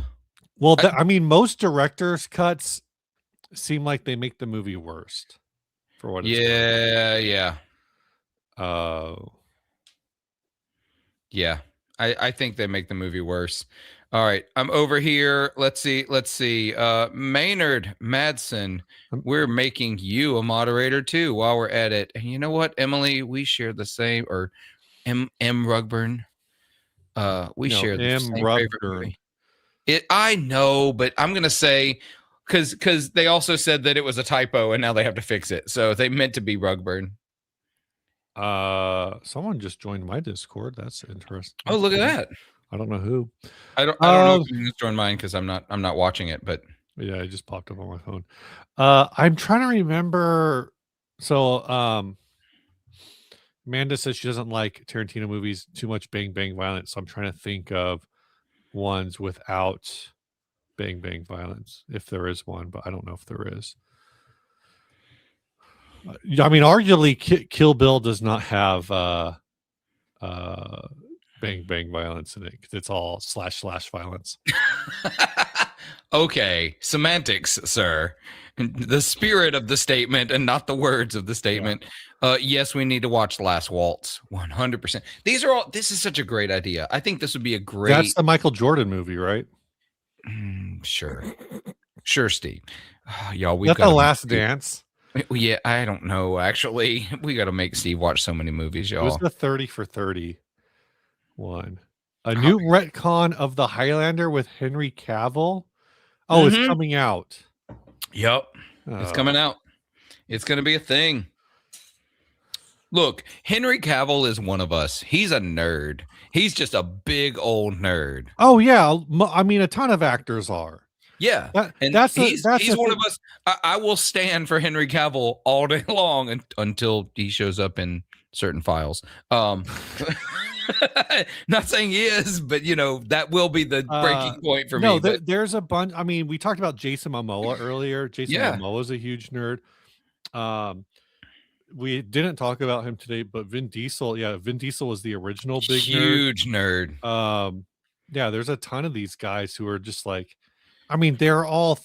You don't typically, like, I would say, unless you took the I was a model who became an actor route, or I was something else and accidentally became an actor route, like you're probably a nerd. Like if you had took drama class in high school, you're probably a nerd.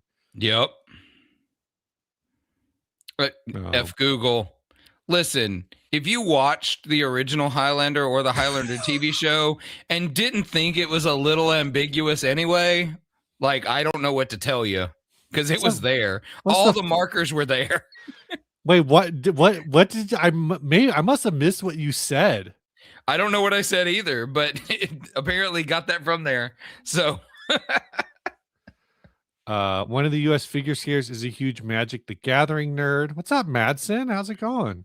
yeah. Uh, yeah, there's a lot of fun things. As far as Highlander, I mean, I don't know. There can be only one. What does that? How? Okay, so I got to tell you, Steve, my wife has been on a Lord of the Rings movie kick lately, Yeah, and I found myself not wanting to watch them for the 4 billionth time. And I was like, I don't know who I am as a human being. She puts them on as like background noise, the right. extended cut, of course. That's what we should have done at Nam House. That's absolutely what we should have. By the way, Instead we spent 3 nights watching YouTube videos from everybody's first year in the business. wait. Highlander's always been gay. Bunch of dudes sword fighting. What's not gay about it? But so speaking of Nam House, our hosts still haven't reviewed me. So Is that good or anxious. bad? I don't know. I always do a review of the house that that I stay in, and I usually get a review like in a couple of days, and nothing. I mean, have you already booked for next year? No, because it was trying to make me pay immediately, and I'm not about dropping, $4,500. The price is up, by the way, from this year. Great. Yeah. Great. Anyway, I'm hearing some clicks of people joining Discord in my ears. Nice. Bunch of dude. What's it? Braveheart is definitely a chick flick. It is. Yeah. I don't know. If someone opened my fake present, I'd be late on a review too. Oh yeah, I get it. Is Sean Connery's Spaniard better or worse than John Wayne's Genghis Khan? Oh my god, I forgot about the John Wayne Genghis Khan. Is Sean Connery's Spaniard better or worse than Sean Connery's Russian? I think it's worse. I think he actually does a passable Russian. No. The thing is, at least he's white, so that's why it's worse. Spaniards can be white. Yeah, white. Nam House does sound like an insanely fun time. I'm not gonna lie. The month leading up to and the month after Nam House collectively are like becoming the best times of my life. Yeah. Because we'll all stop chatting as much in the coming months because we'll all be super busy, and then it'll ramp back up near the end of the year, which is great. Was he supposed to be an Egyptian Spaniard? I don't remember the details. With an Edinburgh accent. I was just saying like that because I don't know how much of this you have this. Yeah, was Kevin Costner British? I mean, I know he played Robin Hood, but he goes in and out of accent a ton in that movie. Juan Sanchez Villalobos Ramirez is the name. But what I was gonna say is, I don't know if you have this where you're at, but it's a little bit of a thing here, where there's basically like two kinds of Mexican. Okay. There's like mestizo, which is more common, and then there's the folks where you're like, no, you're from Mexico, but you're Spanish. Oh, interesting. Like, and it's like not a class. It's like just a thing that you kind of clock. Yeah, I get it. Like it's not there's not anything actionable from it, but you live here long enough, and it's kind of like, so you've got one group and you've got another group, and one of those groups probably at some point in their history had a lot of money, and then maybe they don't anymore, but at one point in their history they did. So let's talk about this for just a second. I know this is I know that we have guitar podcasts and we've spent most of this time talking about movies. So Michael, think about the time period of Indiana Jones. We know what time period it is because it's around World War II. So it's in, 1930s. So if Indiana is in his 30s, that means he would have been born around the turn of the century, maybe earlier, which would have meant his dad was born in the mid to late 1800s. And European immigration to the US and OG European immigrants to the US were still pretty common at the time. So Yeah. I think it fully tracks with the Checks time period. out. Yeah, Totally checks out. M says after being in LA Oh, for sorry. almost after after being in LA for almost a decade, I can clock Spaniard heritage in anyone from Latin America. Where it gets dicey is when you clock German heritage in someone from Latin America. Oh. Does Labyrinth count as a music movie? I think as much as any other movie, I count it as a music movie. It is a movie with music and David Bowie's in it, so yeah, tracks. The real question is, does Labyrinth count as softcore porn? Because David Bowie's package is on like in about as full display as it can be without being on full display. Snarky. No, The Last Crusade is set in 1938, very specifically 1938. Look it up. But also, like, even if it's 1945, that means Indiana Jones would have been born in 1915. Right? No, way or even earlier than that. I think. I don't know how old he's. I think in the movies he's supposed to. He's a freaking college professor. I'm thinking he's late 30s up to like mid 40s. Yeah. He has to store those orbs somewhere. Good Lord. We have lost people talking about this. By the way, people are not holding on. It is okay. No, it's fine. Yeah. Let's see. Oh, in fact, in 1912 was when the movie opens. It's 1912 Boy Scout Indiana Jones. Oh, so yeah, he definitely born like 1900. He gets the crucifix in 1938. So yeah, that whole movie is that movie, the adult part of that movie, adult Indiana Jones, starts in, like you said, 1938. Yeah. Last Crusade is the third movie in the series. The first movie, Temple of Doom, happens in 1935. Yep.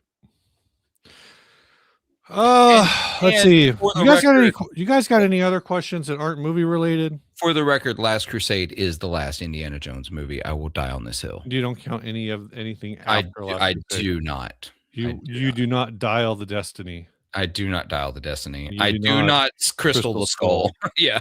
Who up crystal in they skull. Temple of Doom is the best. I like Temple of Doom, but I feel like I grew up on Temple of Doom in a weird way. Like that was the movie that was just on TV all the time. Yeah, that tracks. So I've watched Temple of Doom a bunch of times. Oh, Maynard asking the real questions. Does the Rocketeer happen in the same world as Indiana Jones? Oh, I hope so. Me too. Crystal Doll. Oh, dang it. I missed it. There it is. Yeah. Jessica wants to know, when do I win the guitar? I believe they're supposed to draw and contact the winner. So I think it ends the 27th and they're supposed to draw on the 28th, but I'm not. Is it? 100% I thought it was the 22nd. Maybe it's not.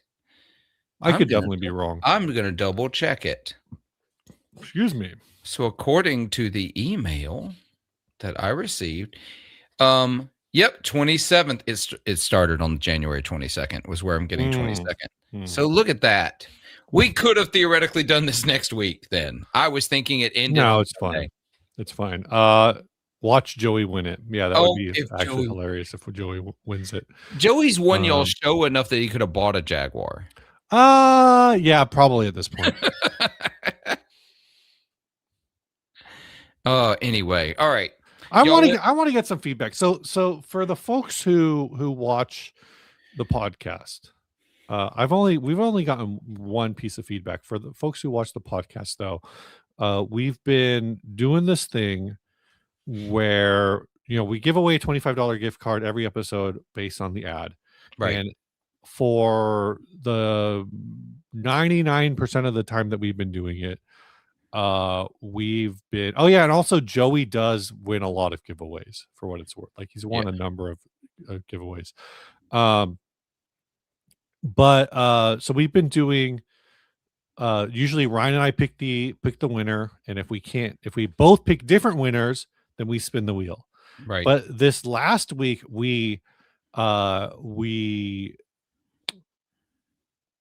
I just did that annoying click that Ryan hates. This last week we tested the idea of letting the Premiere chat pick the winner.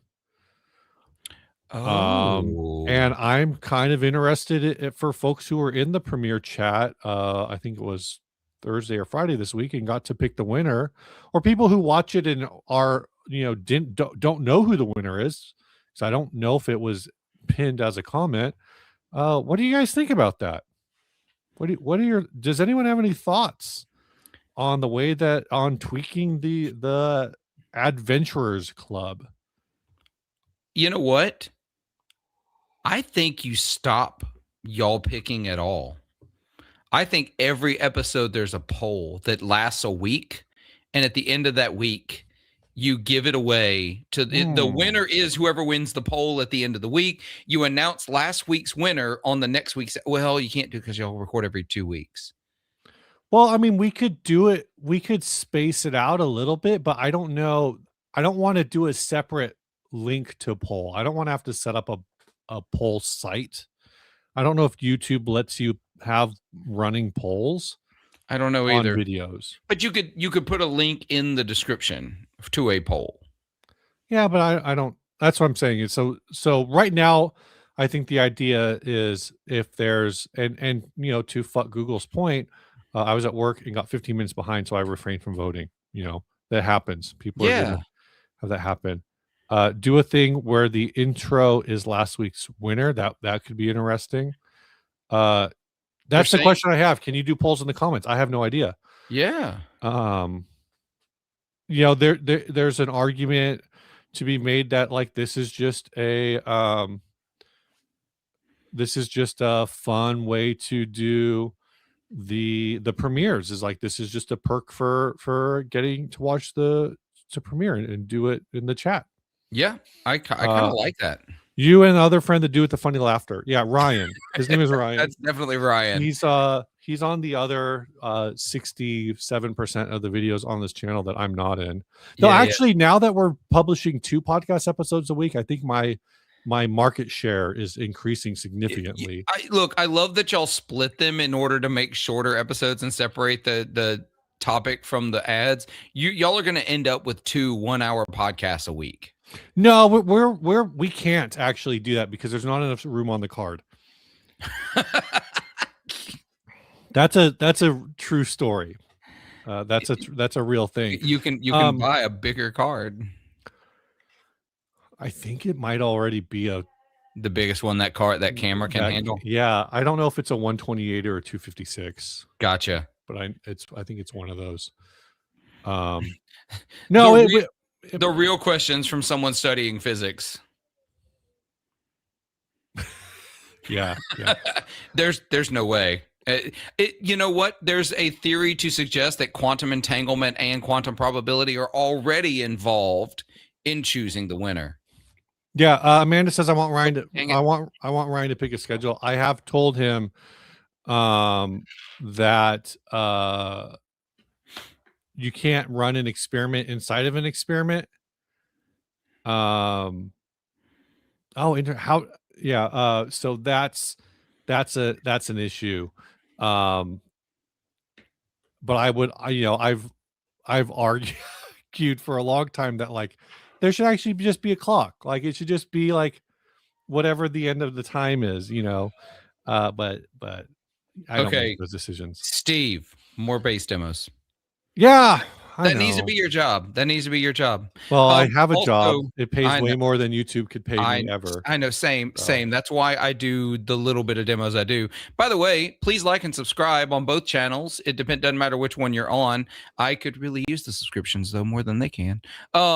So I wanted to talk about this, Sir Frodo. How about you stream the podcast the day you're recording it to patrons and let them decide? I know a little bit about the way they record. They don't record currently in a setup that would allow it to stream. we could do. We could. So I've pitched this idea before, to kind of do it like the way Dipped in Tone does it. Well, the Oh way I yeah, assume Dipped in Tone does it. yeah. Though Live for Dipped in Tone patrons. does have the advantage that they are all in separate locations, So everything is right? on Riverside. So everything's already. Is it? They use Yeah, Riverside. they use I don't know. Riverside. Yep. But yeah, so we could do that. We could set up. I mean, we could. Well, no, because our HDMI out on the camera is um, going A monitor to a screen. monitor in the room. You use a capture card that has a monitor out as well. That's what mine has. It captures to USB or USB-C. Oh yeah, yeah. And I guess also outs an HDMI I to a guess ours monitor. might. Whatever Ryan has, we might actually have. I don't know. I'm sure the pod has the technology. I think some of it is just the idea that like we're not wanting to interact with chat at all. Like and you know, so it's like, are we only going to interact with chat at the very end? Like, there's different ways to do it. Like, I could plug in my phone to an external battery source and just stream like a little phone that would be sitting at the front of the desk and just facing us and kind of looking at that. But then we you're also get to see when y'all restart for the third time. right, and so that's the other thing there. The I think it's the episode. Was that the last week? Yep, that was the last week. It had like 3 restarts. Yeah, that Yeah. was rough. So there's different reasons. Like I said, I've pitched that idea a few times. Logistically, it's kind of just tricky. And because we're recording 4 episodes at a time. I know. But we usually do the 2 topic episodes. So this is a little peek behind the curtain. We used to do full episode, take a break, full episode. Now we do topic, break,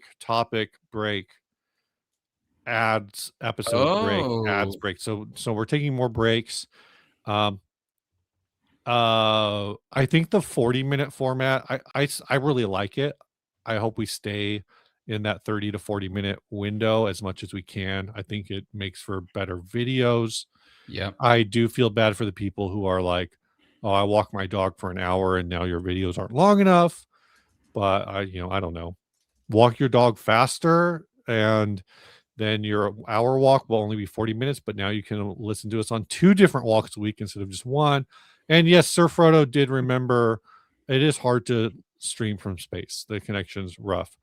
Yeah. What'd you just do? Who, me? Yeah. Tight? Your camera just moved. Oh, it did. What just happened? Hold on. Let me quit some things and see if that does it. Maybe an app I opened. Robert says, I'll work with almost any company for a free guitar. I've done much worse for a ton less. Yeah, I don't know what happened to my camera just then. It definitely changed. I zoomed in. I opened a program, and I wonder if that's what did it. Weird. Hold on. I'm going to turn my camera off and turn it back on and see what happens. What's weird is your camera was still looking the same on the side stage. Yeah, who watches a video? Well, they're probably listening to the podcast. I don't know. Now you can see my whole room. What a mess. You can see some homeschool supplies on the corner over here. It's perfect. Let's see if Philip is back. Well, no, I'm definitely still weird. That is so weird. It's done a whole thing. I opened a chat to answer a message, and that's what happened. Well, that's fine. We're right at the end. On paper, paper, we have 1 minute and 10 seconds left. Yeah. Bucket hat Steve is a thing. I have 2 bucket hats from Rocket Music. I may be giving those away to Patreons of it. I'm a little bit behind on Patreon shipping. I need to get on that. I don't think it's going to happen this weekend, but I do need to get on top of that. Oh man. Yeah. Yeah. Bill H, I download the podcast and listen while I deliver mail on my 140-mile. Holy smokes, that is quite the route. But in that case, 140 miles, whether it's 40 minutes or 1 hour, it's not changing too much. Um,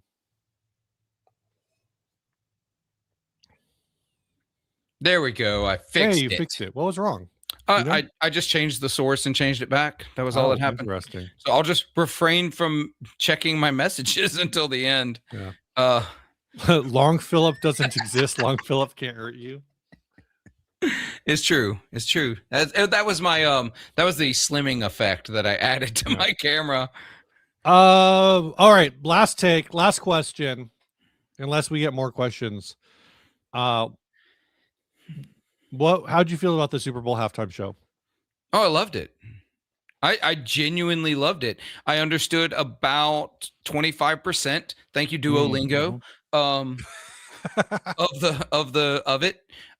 I also know how provocative Bad Bunny's music is. Right.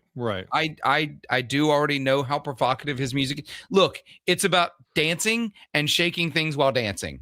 That's what it's about. But I thought the show itself was extremely well done.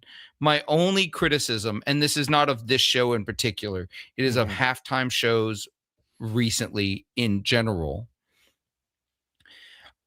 I understand why they're doing it because that's where the audience is. But the halftime shows of the last few years have shifted from being a stadium experience and like a halftime in a stadium, like a concert experience in a stadium, to fitting inside of a frame. Yeah. I have the exact same complaint. All the visuals, all of the themes are designed to fit here so that it is a better show for the television than it is for the people in attendance. Yeah. This is also, I've heard this a lot, that basically Bad Bunny is the reggaeton or whatever. I don't know how you would classify his music, but he's basically the equivalent of a mumble rapper, that like even people who are native Spanish speakers can't understand what the hell he's saying. Yeah, that exactly. So I also get that about it. That's why I understood so little of it. Because I don't think I have good Spanish at all by any stretch of the imagination, but I have a pretty rudimentary Spanish, and I felt like I would catch more than I did. But yeah, I do think I spent like moments in the show kind of wanting to know what's going on all around. Yeah. Like what does it look like from a stadium viewpoint versus because otherwise you're just kind of watching a music video in real time. Which is still cool, but it's extremely cool, but it is not what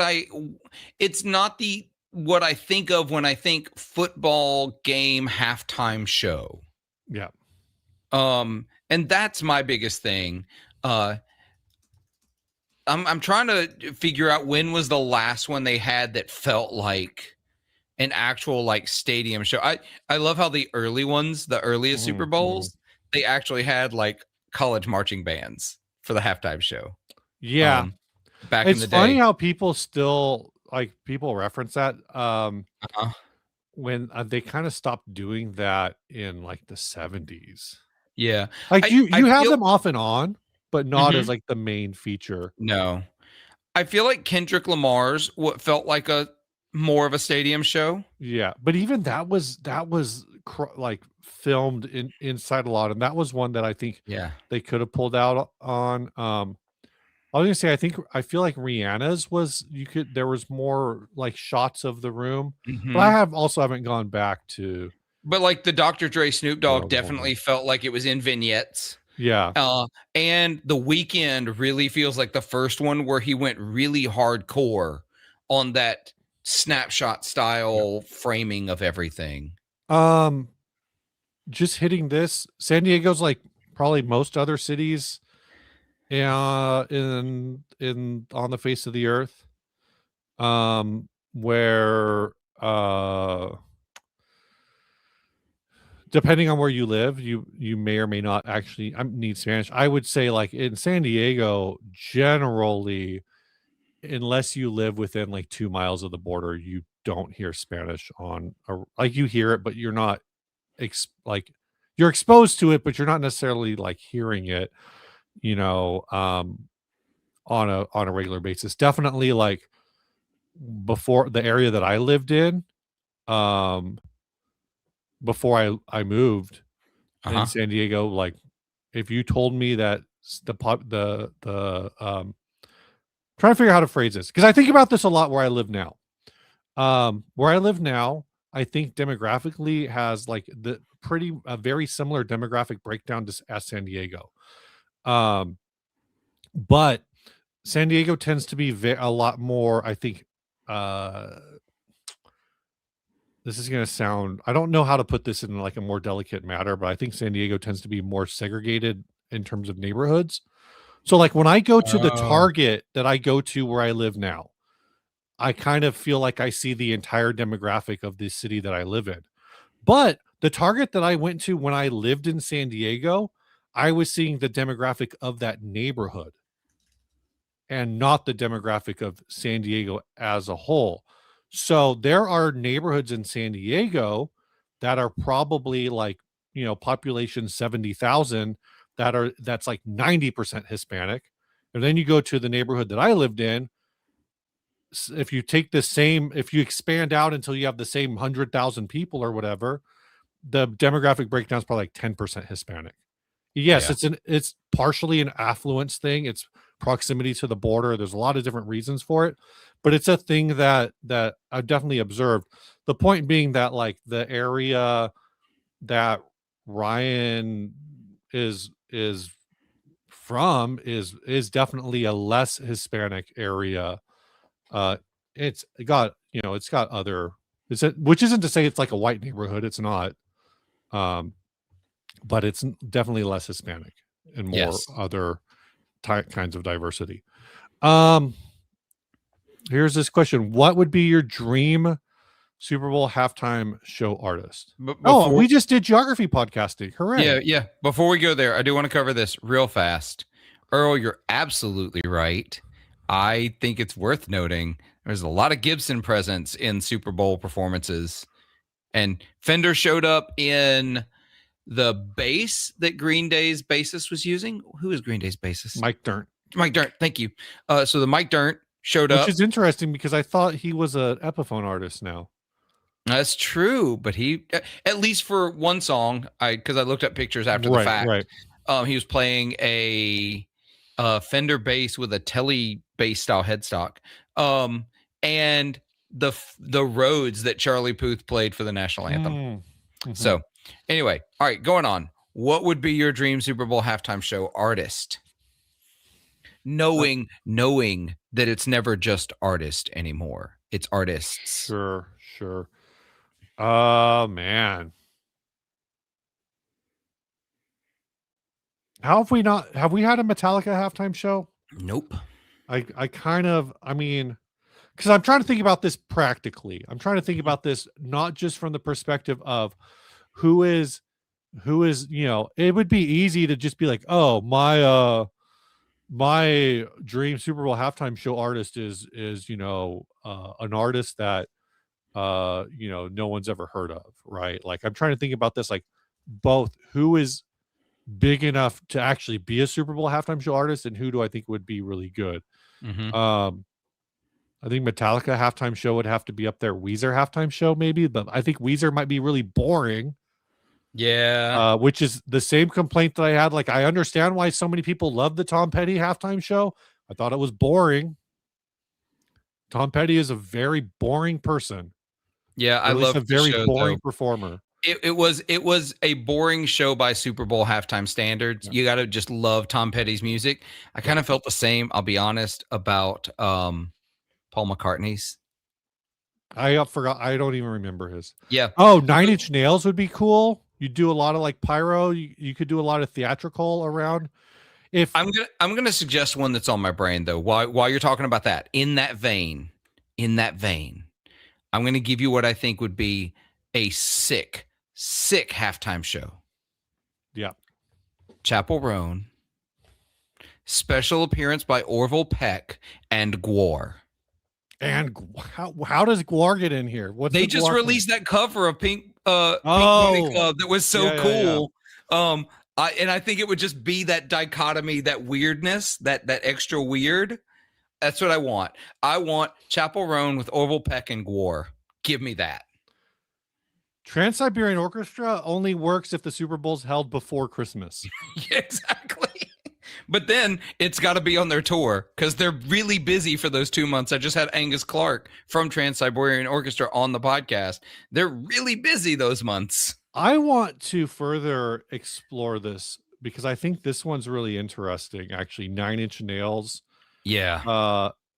Not because of Nine Inch Nails specifically, but because I think you open up the potential for a lot of collabs. One, if a bunch of movie studios got together to support this, you could do the entire halftime show the way it kind of used to be, where it was themed. Yep. Tron halftime show would be pretty sick, even though Tron Ares kind of sucks. Was not a good movie. I don't know whose fault that was. The sound. Tron Ares is like a 2-hour music video as far as I'm concerned. Like the plot kind of sucks. The plot's kind of dumb. It falls apart, whatever, but the music is sick. And you're just at some point you're just kind of watching it with that. I'm trying to look at Trent Reznor's here we go, production and writing credits. If you've got Nine Inch Nails as your headline, you can pull Zach De La Roca. Yeah, that would be good. You can pull, dude, Nine Inch Nails featuring Lil Nas X. Oh, that could be good. Nine Inch Nails with Halsey, like, so you've got Nine Inch Nails, you've got Halsey, you've got Lil Nas X. You can bring in a bunch of other people that Trent's worked with. You can have a ton of movie references. That could be like that would be an awesome Super Bowl. Let me add one more, and I think we've got the next 3 booked, because I think this is a good one. Legitimately, Jack White has so many variations of who he is in general that I think, and he is a visuals person. I think you give him a stage like the Super Bowl halftime show, that would be an incredible show. The problem is well, it's not a problem. It's just not, for reasons. The ideal Jack White halftime show, of course, would be Super Bowl in Detroit, but the Super Bowl will never be in Detroit. No. The Lions don't have to make the Super Bowl for the Super Bowl to be in Detroit. No, I'm saying the Super Bowl will never be in Detroit because the NFL is not going to put the Super Bowl in a winter city. Right. Well, they've got that new stadium, so it's more possible. So the next 3 Super Bowls are Santa Clara, Los Angeles, and Atlanta. So yeah, 3. When's the last time the Super Bowl was in a winter city? Has it? I just don't remember. Oh, I don't know. Let me see if I can find. When was it in New York? Hold on, I'm gonna find it because Wikipedia has lists for these kinds of things. Of course it does. So here are the host stadiums. 27 stadiums have hosted or are slated to host the Super Bowl. I'm looking for a northern. Minneapolis in 2018. That was the last cold weather one. Pontiac, Michigan. Pontiac Stadium in Pontiac, Michigan, 1982.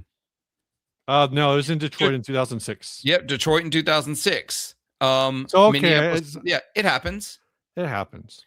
So that would be the one for Jack White if they ever do it. But we already know it's not going to be through 2029. So maybe 2030. This is a weird one, Robert. What? I you know what? I want to see it. I don't know if that's a Super Bowl halftime show, but I want to see Samantha Fish and Gojira. That would be awesome. That would be awesome.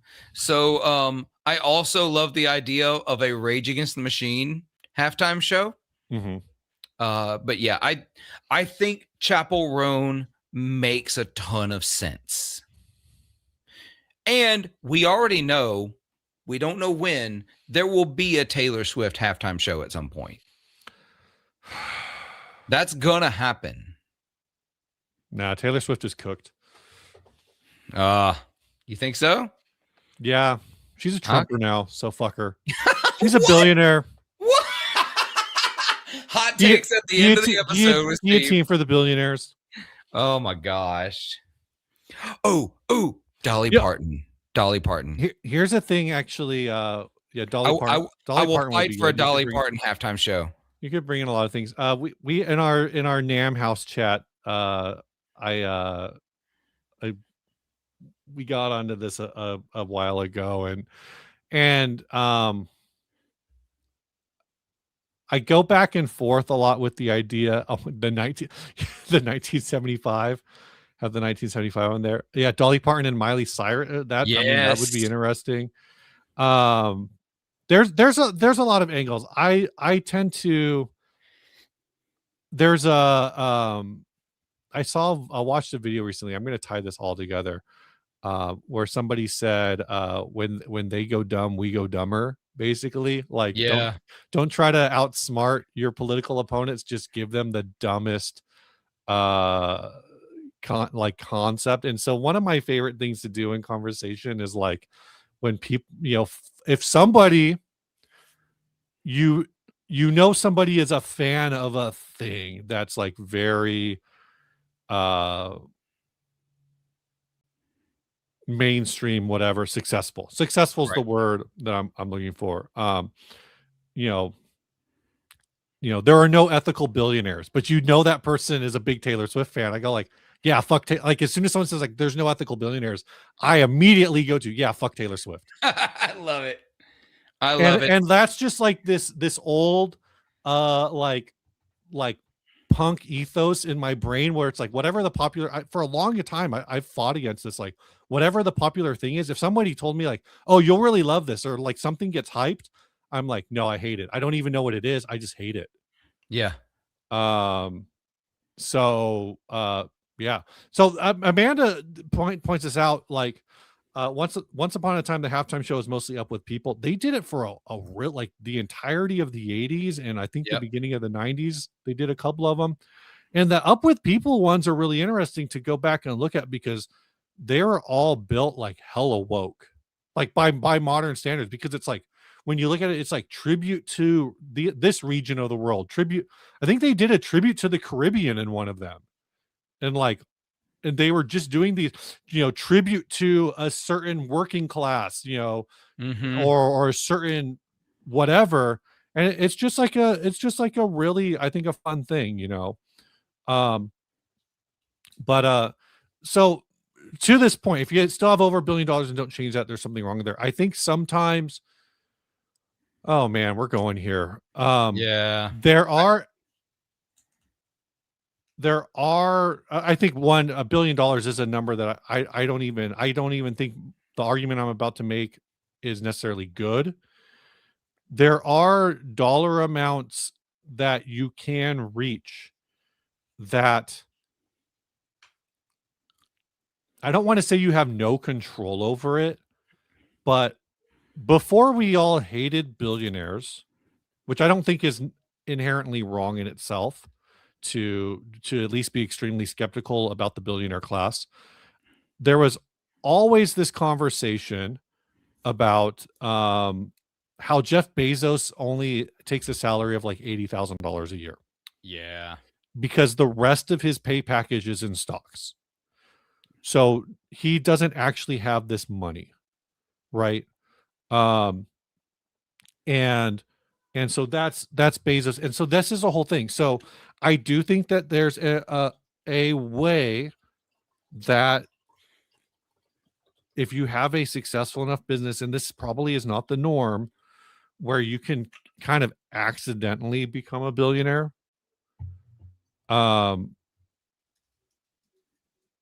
That I was reading recently. Do you know about Epic? The software company Epic? Oh, I thought you meant the record label. No. there's a software company called Epic. I think the owner of that company is also a billionaire. Okay. Epic is, do you use My Chart? Yeah.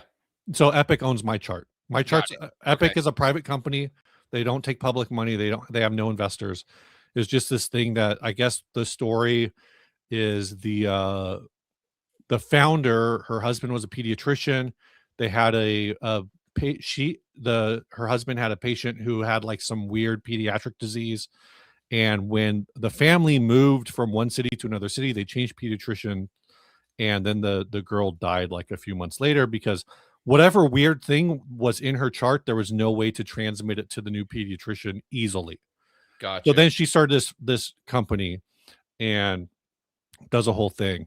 Miku as a halftime show would be, I'm surprised that actually, kind of surprised that hasn't happened already. So I don't know if there's human exploitation in the rise of Epic as a thing. They definitely hold a lot of data. But that's a company, and she's on the woman who owns Epic is on the what's it called? The whole thing where a bunch of billionaires sign up to give all their um money to charity. The Giving Uh, Pledge, is it the Giving Pledge? maybe I can look that up. Keep going. And I think she's at the point now where she's basically giving it back, like 90% of her profits every year are just going straight to charity. Yeah, that's the Giving Um, Pledge. Yeah. so whether or not that's like, there's only in some, and because she continues private ownership of Epic, whatever the value of Epic is technically what she's worth. Now that being said, like, and here's the other angle that like whether there's some other human exploitation like aspects of it is in 20 years um in 20 years on paper, not on paper, but in like actual cash, um uh Shohei Otani in terms of actual realized cash will be richer than like most billionaires in terms of actual cash. Right. Yeah, exactly. Because he's going to have actual cash in Yeah, hand. yeah, he will have cash. Like all of these athletes, they're being paid cash in hand. They're not being, Shohei Otani's not being paid with shares of the Los Angeles Dodgers. He's being paid with cash. Yep. Versus again, Do you remember when most that NFL player got paid in, like, took half of his contract in crypto? no, who is that? Who was that? I mean, that Um, still could be paying off for him, even though Bitcoin's like tanked from its high. Yeah, there were six. But Russell Okung, Odell Beckham Jr., Trevor Lawrence, Sean Culkin, and let's see, Aaron Rodgers, Saquon of course. Barkley. So yeah, some of them lost their butts though. They've lost Yeah. money since signing those contracts. Big time. How many guitars to the Super Bowl give to people with 2 million? I mean, that would be fun. I'm gonna go out here on a limb and say that you shouldn't be giving guitars to people. Yeah. That's not what people need to live. Fair. I think food and clean drinking water and places to live are way more Yeah. important. This is a whole thing for sure. Yeah, getting paid in stocks and bonds it's about leverage. You're getting paid in, if I take $80,000 a year in salary and I take another $80,000 a year in stocks and bonds, like I don't have to pay on those. Like it's capital gains is taxed all differently and whatever. So it actually, I think you're only paying taxes when you turn that into realized funds. So that's a whole thing. Many people defend Taylor Swift by talking about how much she pays her cast and crews and how making the show bigger creates more jobs. And there's some aspect to that. I know when she did the Eras tour, she was donating like tons of money to Feeding America in each of the cities that she goes into. That argument gets made for every billionaire for what it's worth, except, yeah, like think about all the scientists that have jobs because they work for SpaceX. Elon Musk needs to be worth $200 billion in order for SpaceX to exist. Jeff Bezos Think about all the Amazon drivers dropping off your packages. They would just not have jobs if Jeff Bezos wasn't worth $143 billion. People use that exact same argument for billions of dollar companies not paying taxes, but look at all the revenue they generate for the economy. Yeah. Yeah, So I just look at that from I guess like it's one of these things where it's a lot. I just think it's a lot more it's also a lot more complicated than we want it to be, you know. I agree. So, excuse me. So I think on the whole as a sentiment, like I said, I tend to devil's advocate all the time. And you should. It's just what my brain does. Well, I think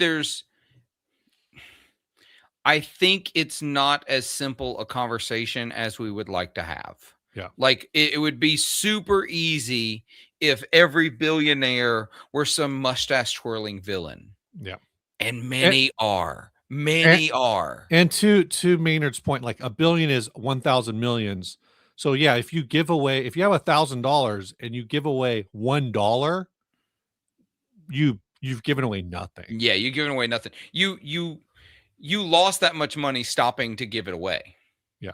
And to M's point, yeah, it's a unionized crew in healthcare and all this. I think what Taylor did with her crew and whatever is definitely it's more benevolent than what Amazon is doing. It's just knowing some people that work for Amazon, and some people that work for Amazon. You and I both know it's way more benevolent than what Amazon does. Yeah, but it's also like I just see that argument all around, and like I said, I'm mostly on the page of like I just like to point out when people say like screw the billionaires that like, well, your favorite music artist is a billionaire.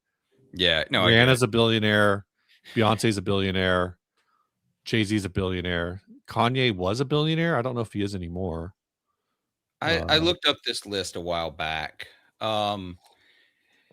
Yeah, Beyonce hit billion worth like late last year, I think. Yeah. But of course, her husband has even more. So, but Taylor uniquely did it primarily with through her music, whereas a lot of these other people are doing it through other things. But then also the merch that's being put out for the last album is like the worst of the worst fast fashion merchandise. Like it's that stuff looks worse than Teespring. Yeah. Agreed. So I don't know. I'm just ranting now. The coffee's hitting. So I was going to mention this a while back when Amanda said about Taylor Swift, she doesn't need it for the Super Bowl halftime show. Neither did Bad Bunny. No. Bad Bunny is the highest streaming artist on the planet. Yeah, most of the artists that do the Super Bowl don't. Yeah, not anymore. Not anymore. Not. Yeah, it's not about need. And granted, they don't get paid. I'm going to put that in air quotes. Yes, they don't get paid for the show. They don't get to take ticket prices. All of the cast and crew and musicians, they do get paid union wages to do it. But if they own their royalties, if they own their publishing, they get all of those royalties for the performance and any broadcast or publication of it. So the artist makes money, which is why I think it's even more interesting that Prince did covers during his halftime Super Bowl show. He did 2 covers. Yeah. I've made this argument that Vild Jugga, you've been in the chat a ton, my dude. Yeah. And I have no idea how to pronounce this username.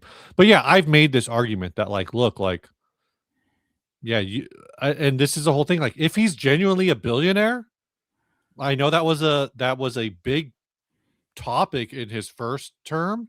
It's less of a topic now, but it was a big topic in his first term on how much he's actually worth. But like $1.2 million over the course of 4 years, when you're worth $1 billion, to Maynard's earlier point, like, is nothing. I have $1,000. You've given me $2. Thank you, I guess. Like, it's not a meaningful change. Like So giving $1.2 million, even saying like I'm not going to take a salary while I'm president. Go do it. Just keep it in the government coffers. Your government spends a trill. Like what are we up to? 2.5, 3 trillion, 4 trillion a year. I don't know. A so year. What's the one pres point? What's well, one point two the million? presidential salary, let's look at it this way. Presidential salary, and yes, it's bordering on the politics that we don't get too far into it, but these are numbers. This is finance. We can talk this. Yeah. Presidential salary is $400,000 a year. That includes some stipends to do like travel and other stuff Yeah. like that. So $400,000. You forego that. Okay. Trump's net worth in the last year has increased by 1 point something billion dollars. I thought it was 1.4. higher. It's $1.4 billion dollars his net worth has grown Yeah. since taking office. Presidents, and that is not just before anybody goes down the rabbit hole, before they go down the rabbit hole, that's not just Trump. Every president has left the office more wealthy than they went in. Oh, sure. Sure. And that can be a combination of that can be a combination of corruption, that can be a combination of gifts they're not declaring, but that can also be book deals for their life story that now people want. That can have a Yeah. lot to do with all of those other things. Yeah. I think uh the Obamas, I think Michelle published one or two books during the Obama's the two terms. I think Barack, did he publish one book during I think the so. the term? So yeah, so there's Mark makes a point. Well, some left the office dead. That's true. yeah, those They ones. didn't they But didn't leave. there's the various books. There's different ways. This is everything. This is Selling knockoff guitar. this is looking at, was Audacity a Hope prior? Maybe it was prior, and then I don't know the timelines. I just know he made a bunch of money off of it. The other thing to consider is they talk about, uh how these people are making money. The travel is usually compensated for it at some point. If you're traveling in between where your district is and the capital, there's a lot of just different things at play, and there's certainly unscrupulous spending. Yeah. Oh, um definitely. is But then some of that is like, there's these goofy things where you look at where, like, is Nancy Pelosi making shady stock deals? Probably, but a big chunk of her increase in wealth during the time that she's been in Congress is the fact that she married a billionaire or a Right. millionaire. Like, she And just married money. public speaking fees are Yeah. crazy. I So know, we were looking. I think at one point the Clintons were getting like a quarter million per Yeah. appearance. So you do Well, like 4 graduations and you get $1 million? yeah, dude. It's huge. So that's all, that's about as far down the that's as far down the political rabbit hole I want to go on a live stream where we're sponsored by Sweetwater. Uh, so we'll leave that there, but we'll talk about it at a later date. Yeah, next time when we're no longer Exactly. We'll talk about it in a non-sponsored episode. Maybe we'll put that over on Patreon. By the way, both of us have Patreons. If you're not a member over there, you can go to patreon.com/60cyclehum. Is that right? I believe that is right. And you can also go to patreon.com/40watt podcast. You can support either of these shows. Mine's cheaper, with actual, benefits at cheaper level. $5 a month gets you everything I offer, which ain't much, but it gets you it. So, Well, $3 a month gets you the episodes early on mine, yeah, and ad free, but it's only the audio version. yeah, it's only the audio. See, no, it's still the same for me. So I haven't started posting the video over on Patreon because I am going to start as of next week posting the video over on Spotify. So we'll see how that goes. I have heard of this autopilot app, and there's also a couple ETFs that I believe are up and running. I think one of them is, I know one of them was supposed to be, the stock symbol, I think, was supposed to be Cruise, CRUZ, and it was Oh, just supposed to be an ETF that encompasses like the top 20 like congressional Republican stocks, kind of a thing. yeah. Um, Oh, Sweetwater means nothing. Well, listen, Amanda, get me in touch with Long and McQuaid. I'll work with them too. It'll be fine. Yeah, get us that Long and McQuaid affiliate. Look, Uh, if you can get me a Long and McQuaid affiliate before Landon Bailey does, so that I can rub it oh in my his viewers' gosh. faces, I would love that. I actually That would don't I don't I think don't they think have an they do. affiliate I program at don't think all. they do either. I don't think they do either, but I Um, would love to work with them before Landon. I think I may push that. I'm gonna find a way. but yeah, the ironic thing about copying their stocks just makes them more money. Yep. That's like, let's maybe we can get one more guitar question. Can we get one more guitar question? Yeah, let's Do you let's guys get have one more guitar question? uh smash the like button. I'm glad somebody else said it, not me. I mean, I said it, but I was reading it. Yeah. Um, Let's see. Yep. 400 Look, Sweetwater does they have that 55-point inspection. It's kind of like your car. You don't really know what's all is in there, but usually it means you have a pretty well set up guitar yeah, when you it's get it. decent.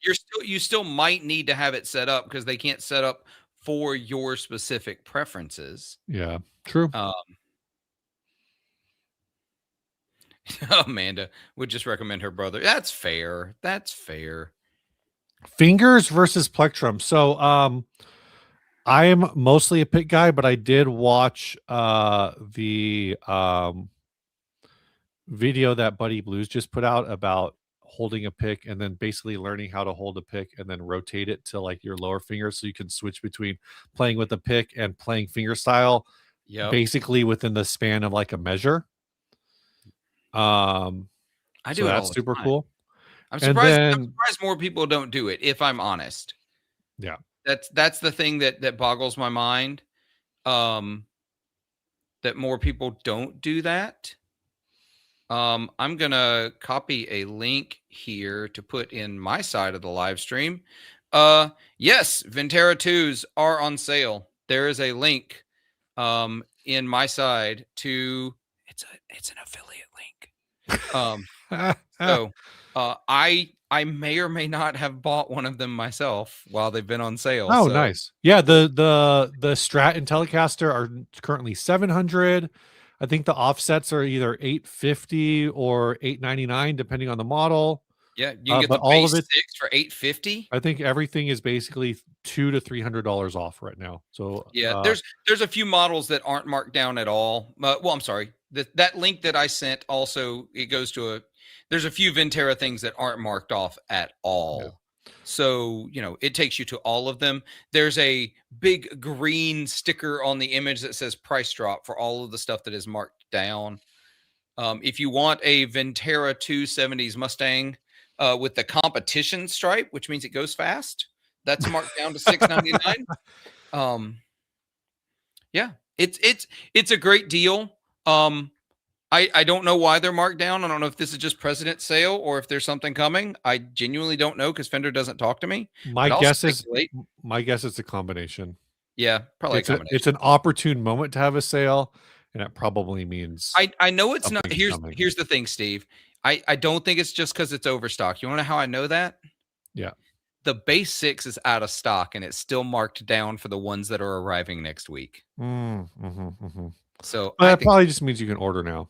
yeah, All right, I'm gonna hit this last thing. This will be the last thing because I don't understand it. I got a budget flying V with a master volume and two master tones for different frequencies. Is that normal? I think that's really interesting. I guess you would use just different capacitors for different tones, but that's well, I could also see having a master volume and then uh two tone knobs for the two pickups. Like the instead of a two volume two tone, it's a yeah. one volume but two tones. Then it's just a Or Stratocaster. yeah, normal setup. Normal setup for a flying V is two volumes, one master tone control. Yeah, that makes more So sense to me. I did you buy it new? That's the question. Did you buy it new? Yeah, he says it's a Cozart, Ozark. which I don't know. Cozart's is definitely a budget brand, and it would not surprise me at all that they just wired it wrong. Yeah. You know what? I worked on a Cozart Telly style for a buddy of mine, and that tracks. The wiring was a mess. But Telecaster 52 says the GNL PBT, which I'm not super familiar with, does something like that. Or that Michael Krause says Reverend also has a circuit that sounds kind of like that. So maybe that's it. Definitely those could be a couple places to look, is the GNL PBT or this Reverend tone and bass roll off. And with that, I have been Steve. I have been Philip. I will That's been continue to Philip. be Philip. Stay grounded, y'all.